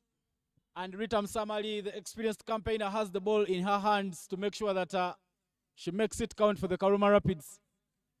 If the Karuma Rapids don't defend, there will be a very unlucky side. Immaculate Naksui on strike in the final over. Slow ball and hit up in there. Who wants that one? Anaka Omera already dropped a catch and he took another one. She gets hold on to that chance. Going pace off was Ritam Samali, and the dangerous Immaculate Naksui will leave. Naksui departs. Not sure if she's done all the work, but that's her dismissal. Ball pitched in the middle, but she's always been guilty. She's went to that shot, even in the international scene many times. She never really hits the ball. She wants to put just part on it. If she was hitting the ball, she would be in good.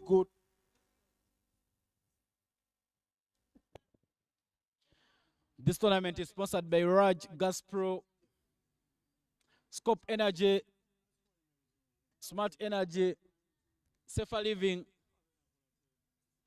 Nyakasura Alumni League, Laika Mobile and Cricket Uganda, all sponsors of this tournament. Irene Motoni will be the new batter to replace Immaculate Nakisui.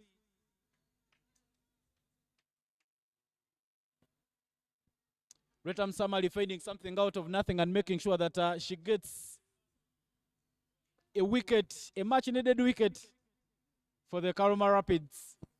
And now Irene Mutton will have to continue with the work for the Itanda Kayakers.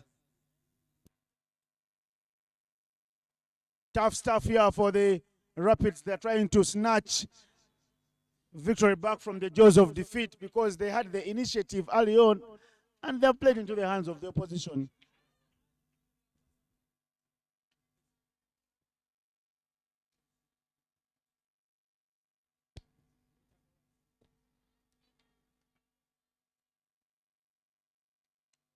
Hit up in the air. Who was that? Alak was right underneath that.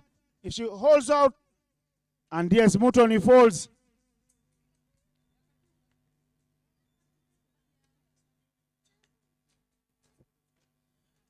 Eventually, she gets hold on to a catch. We saw her putting down it too, but now she takes a very vital catch for her team. Prescovia Alako. In she comes. Irene Motoni, and out she goes. Very, very happy after completing that catch. She feels a bit relieved. Prescovia Alako.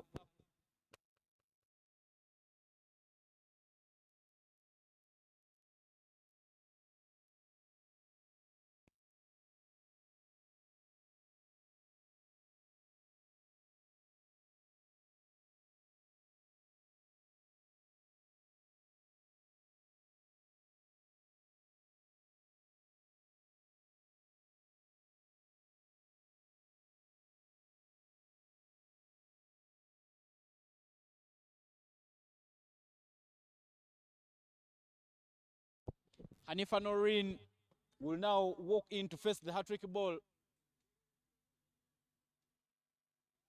Somehow the experience of Retam Samali has worked out their way, and the experience of Musamali has made sure that they get a very good chance of picking up victory, the Karuma Rapids.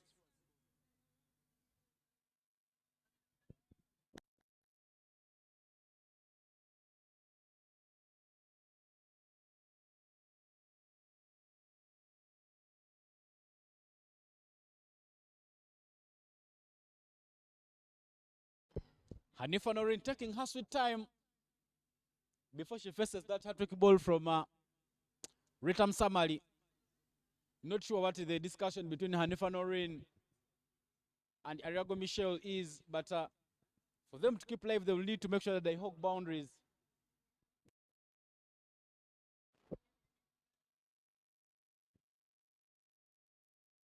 Hanifa Norin to face the hat-trick ball. Ritam Samali bringing the long on-fielder and dropping fine leg, just making sure that most of her protection is on the onside. Fine leg, deep square leg, deep mid-wicket, all patrolling the boundary. Rita to bowl the hat-trick ball to Hanifa Norin. Down the ground, run out chance. Josephine Ichumar takes her sweet time, making their grounds. And now Ariago Michel, who's been in for some time, will face Hanifa Norin surviving the hat-trick ball there. She hits it straight to the fielder, Josephine Ichuma, but how she allowed the new batter to make complete the single, God knows. Now it's Michelle Ariago who can play some good shots. Look at the outfield on the onside, no protection whatsoever at the boundary. They go running again.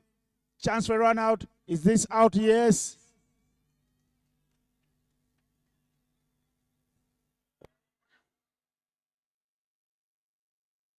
Wicket time.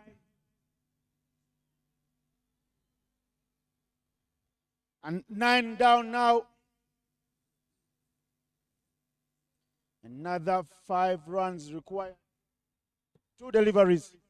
Norin Hanifa departing on that occasion. The hit and run not working out their way.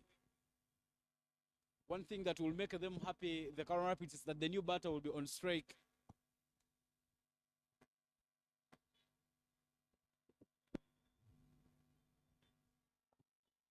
Yes, she wasn't even in the frame. I think that is done clinically.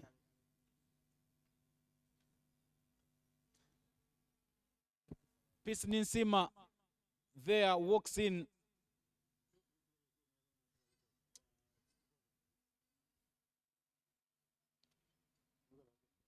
Ritam Samali still keeping the pressure on for the Rapids.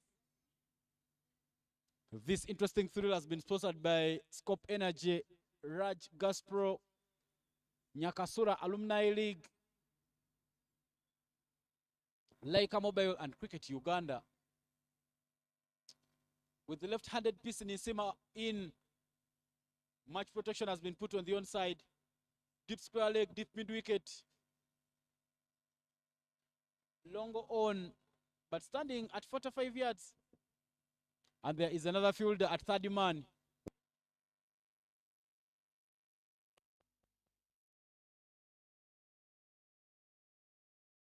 More changes being done in the field there by the captain for the outfield, Proskovia Alako.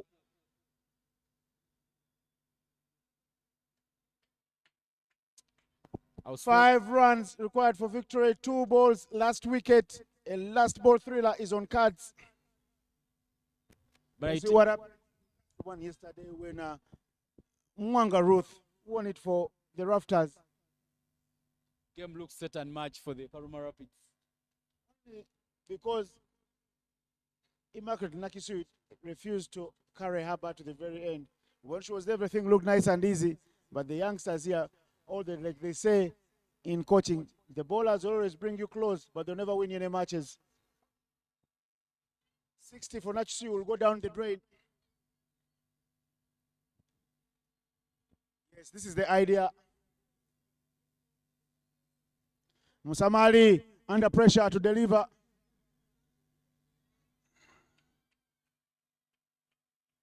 It's all right. Just the one ball left. They need a boundary. Singles and playing dodgeball won't save them ignominy of defeat. It's the game that has kept swinging favors, going this one that way.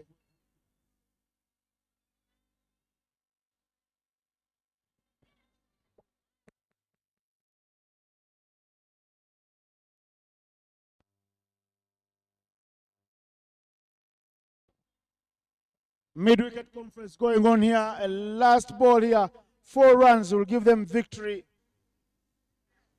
The Kayakers. But 3 runs will give us here super over.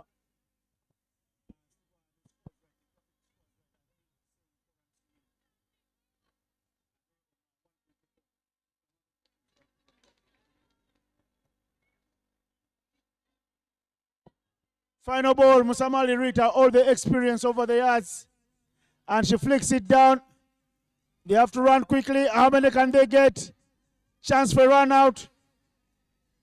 They get 2 runs. I don't know why everyone is celebrating.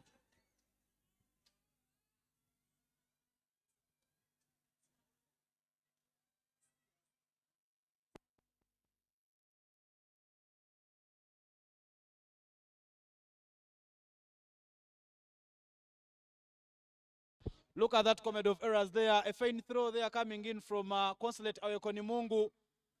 If Rita had not fumbled that one and if the wicketkeeper had gotten it, they were all eager to complete the run out. But in the end, the batters making ground and completing the second run.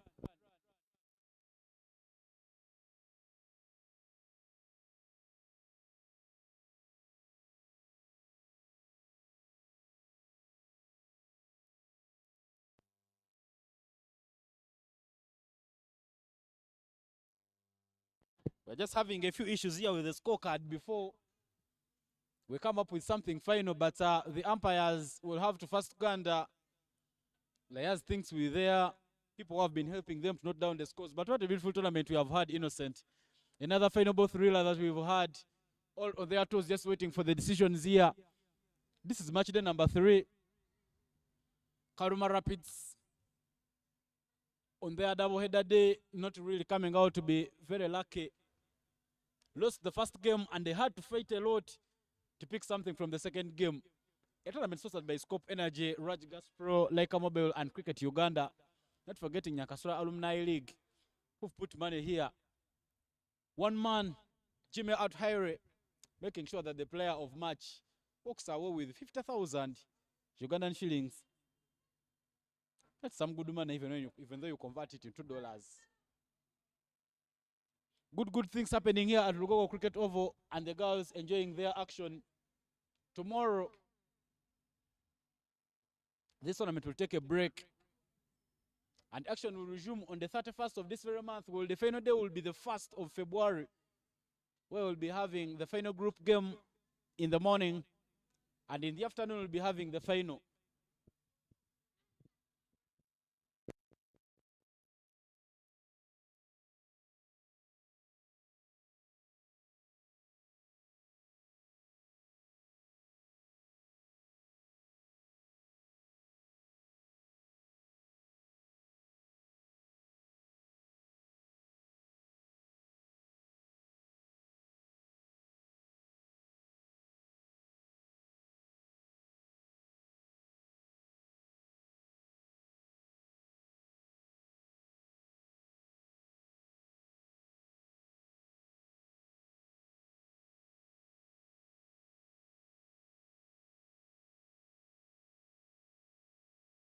Waiting to see what the decision will be for the umpires. But the Karuma Rapids got themselves into trouble. They got us where we are, Innocent. They clearly could have won this game very, very comfortably. But in the end, they've brought us to the final ball. Immaculate Naksui falling on the very first ball of the final over. Well,